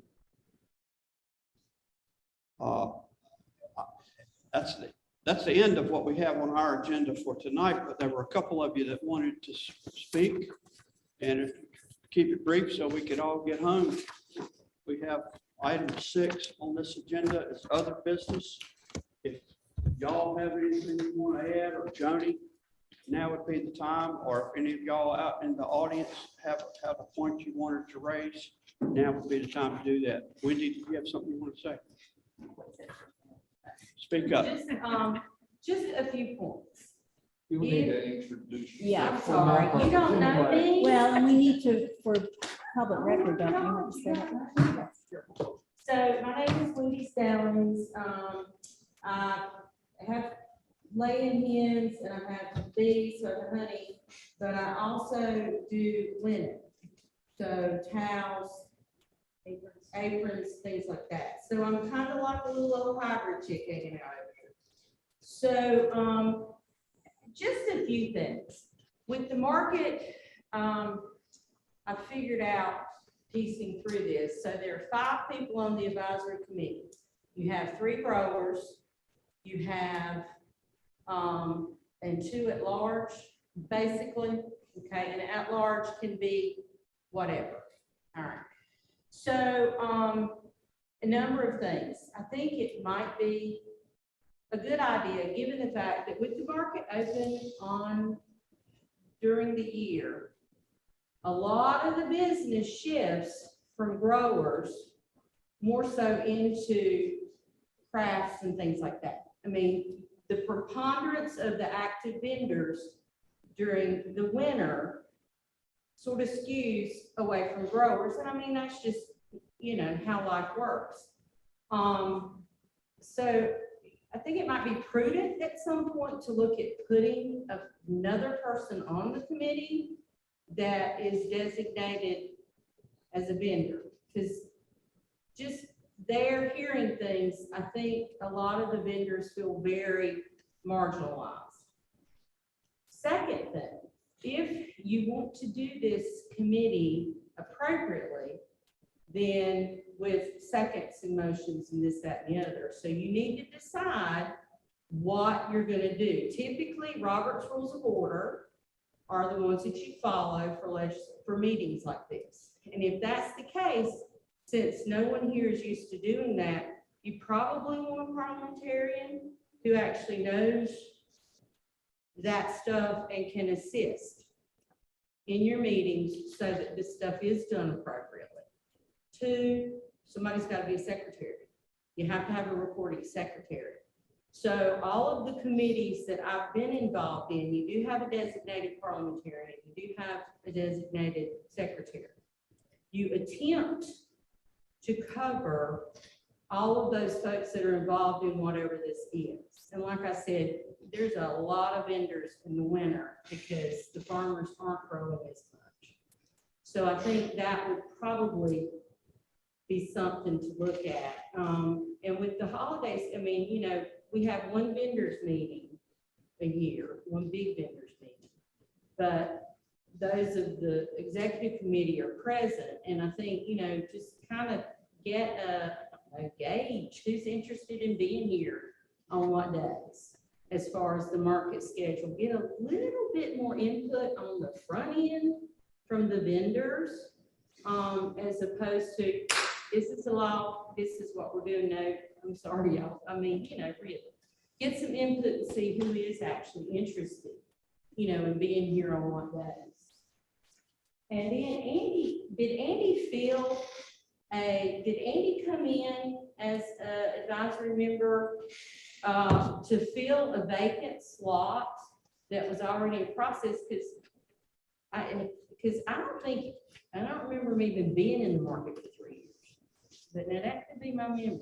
I don't remember, but he served for a while. And- Yeah. And, you know, 'Cause I remember him talking to me about it for like the last year or so yeah, that he was here, which would not be a 3-year term if it ends I think to be, in I March. think to be eligible to be on the advisory board, you have to have participated for a year.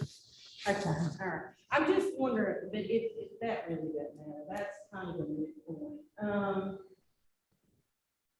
Okay. Yeah. Is there a requirement for the advisory member committees that they are actively participating in the market and they're at the market a certain amount of time? That might be. Have to be a member in good standing. I'll tell you exactly what it says. Well, I mean, I'm just wondering. It says, Yeah. 3 active market farmers and 2 members at large. So the way it's written, the 2 members at large could just be community people with an interest in the farmer's Right, market doing that's well. not what I'm asking. Let me rephrase it. Active. Active as in they're there Yeah. vending at the market Yeah. X amount of time. Right. You know, Somebody that didn't show up for a year would not be eligible. or to be. somebody that, you know, might be there once a month or something. Right. Yeah, I mean, you know, I just was wondering, and that's just my kind of question. Well, these are good points that you raised, and Wendy is one of the people that we have the paperwork from already, and she would be an excellent member. And doing the secretarial work is going to be a really big job for somebody, and I'm glad that I don't have to do it. I don't think I want to. Yeah.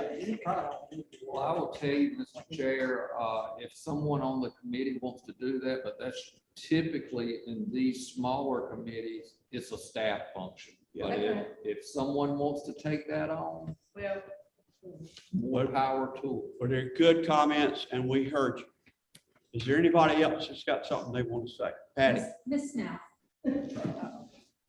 Patricia Roseman, I'm the owner of Patty Cakes, and I'm not a farmer.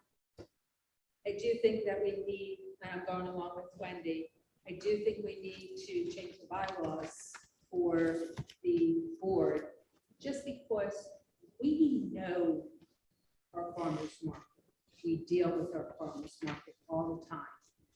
People from the outside don't know what we are. We are all small businesses trying to make it. When you have an outsider come in, they don't understand small businesses. So I think we need to change the bylaws to 5 vendors, not 4 farmers and 2 at large, or 3 farmers and 2 at large. I think it also should be changed from just 5 vendors in good standings. Because just like Wendy said, farmers are a certain time of year, other people are other times of the year.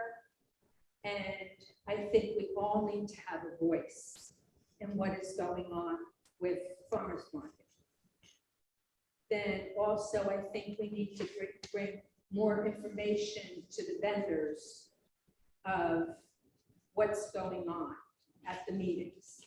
Because you're making decisions for all of us, and there's only 4 of you. And I don't think that's fair. I think we need to have our input into what's going on with the farmers market and what's going on and how it should be run. And then do it as a community, because we are a community. And I think that would help a lot of problems that are going on in the farmers market. Tricia is also one of the people that has filled out an applicant interest page here. And her suggestion was that the 5 advisory board members should be active vendors rather than people at large in the community. This is something we'll consider. It's something that the county commissioners will have to vote on should that change take place. I think we could certainly bring it up at the membership meeting and see how the whole group feels about your proposal. I think that could be on the agenda.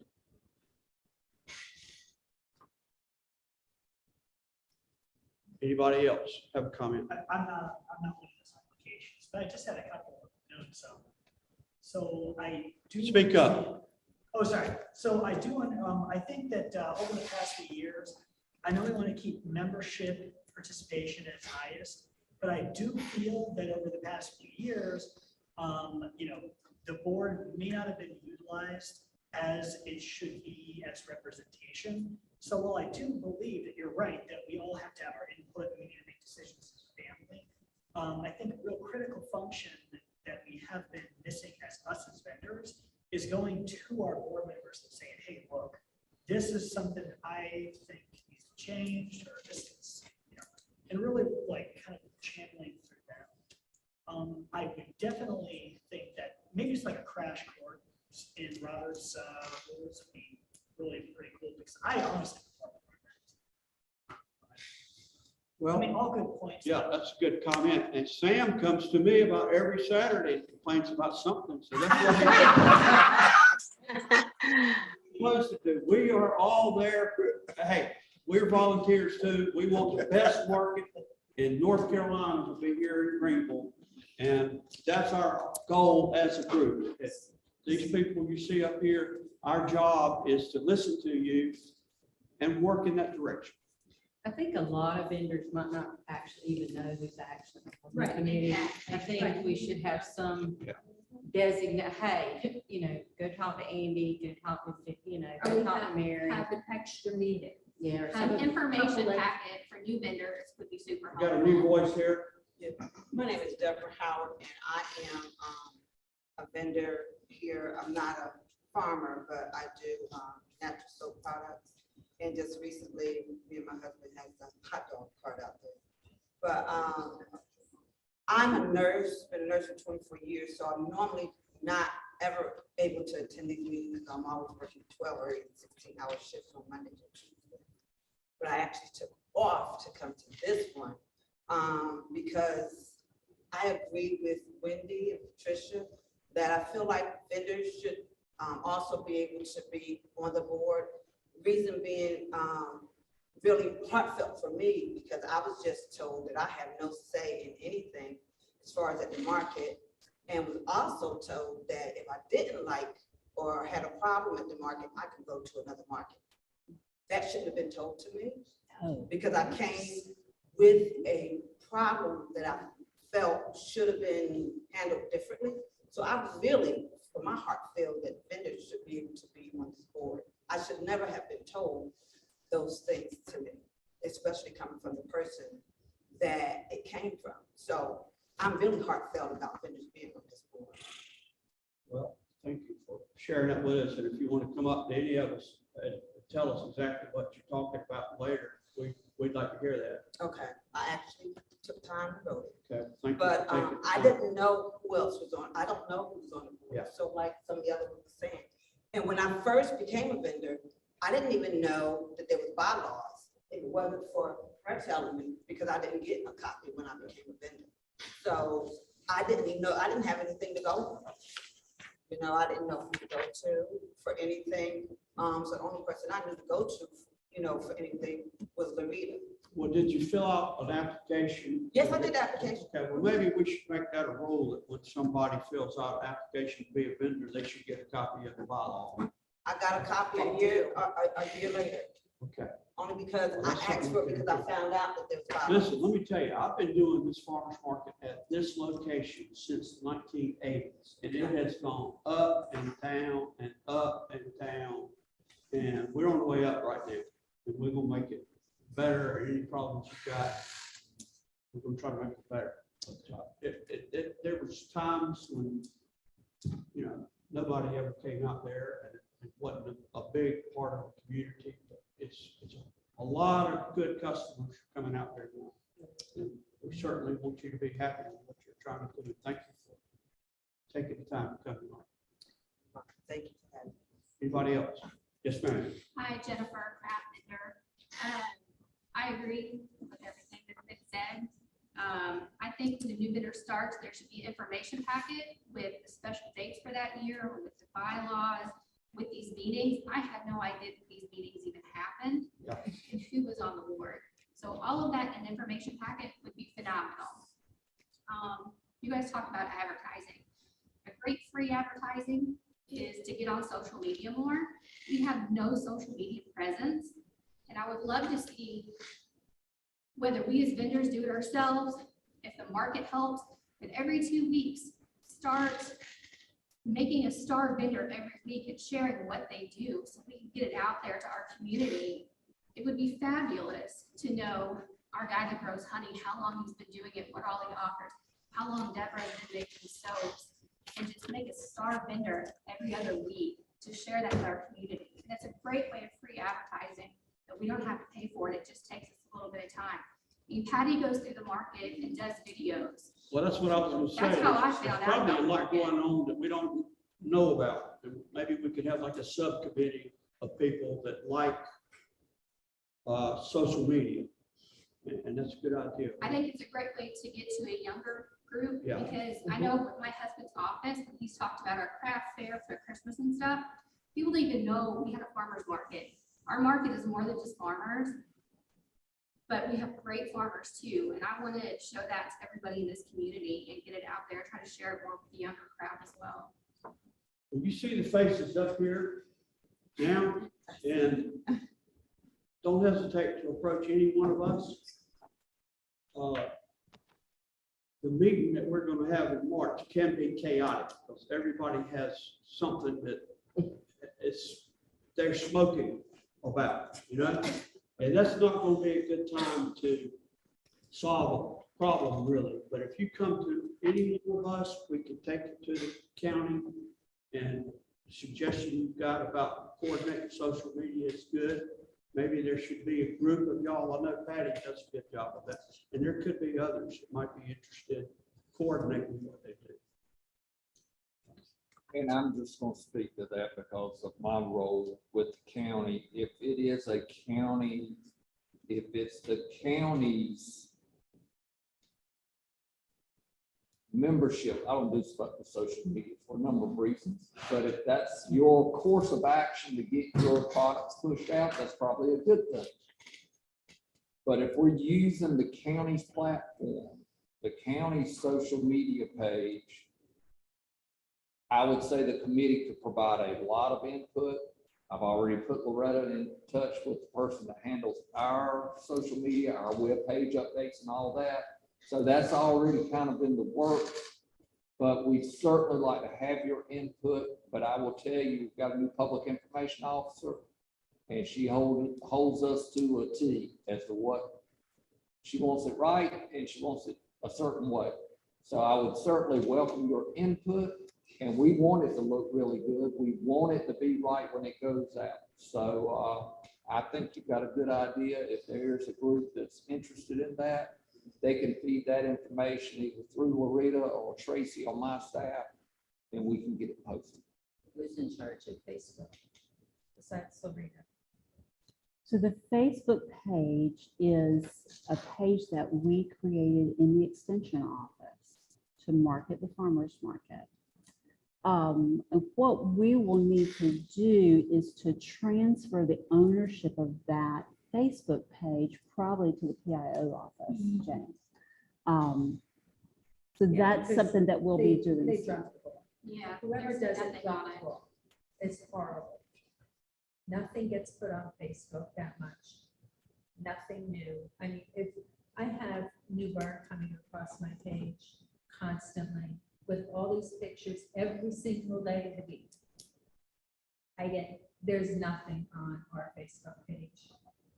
So the person that's in charge, we need to turn it over to somebody else Okay. because it's just not there. I go on my own personal Facebook page, not every Saturday, but quite a few Saturdays, and I go Facebook Live at the market.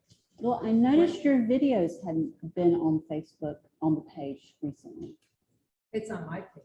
It's on your page, It's on my. but it's not on the market page No, anymore. it's on my personal page. Okay. Not even on my business page, but I go up and down, and it hasn't been, I mean, it's been a little crazy trying to get there and getting my stuff together and then trying to do it. But if I get there early enough, I will go and do Facebook Live on, so at least we get some kind of publicity on Facebook. And boosting Facebook isn't worth the money. It's a joke. It's just them with a moneymaker. As long as we can, if we have events, if everybody turns around, and this needs to be brought out to the membership. Invite people from your Facebook page.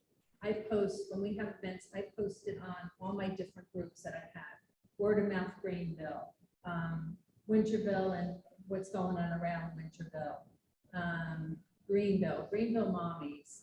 I post everywhere. If everybody was to do that, we would have a lot more stuff out there that people are looking at and seeing us.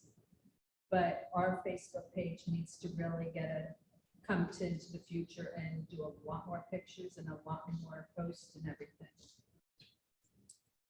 We got one more comment and then we're gonna try to get out of here. I will just note that if you guys, whenever you're posting anything on social media, you type the @ symbol and start typing neighboring James Farmers Market. Whatever you post does. It will usually highlight show up. Yeah. So that's another way that vendors can easily. assist us. Couldn't understand what you said. Oh, they can tag the farmer's market on any of their posts and it will show up on the farmer's market feed. So that's a way for all the vendors to kind of assist with that, getting the social media moving. Andy, are you on Facebook? No, I don't even have a cell phone. Okay. That's okay. They can mention. Lord, Let's go were you get to work. born in All right, 1800? I don't have a cell. I don't have one. All right, Ben, let's go. Okay, my wife's got something waiting for me. Do we have anything else? Not that I know of. You need to get a motion to adjourn. Okay. That is the chairman's prerogative right there. Okay, let's go around and get to work.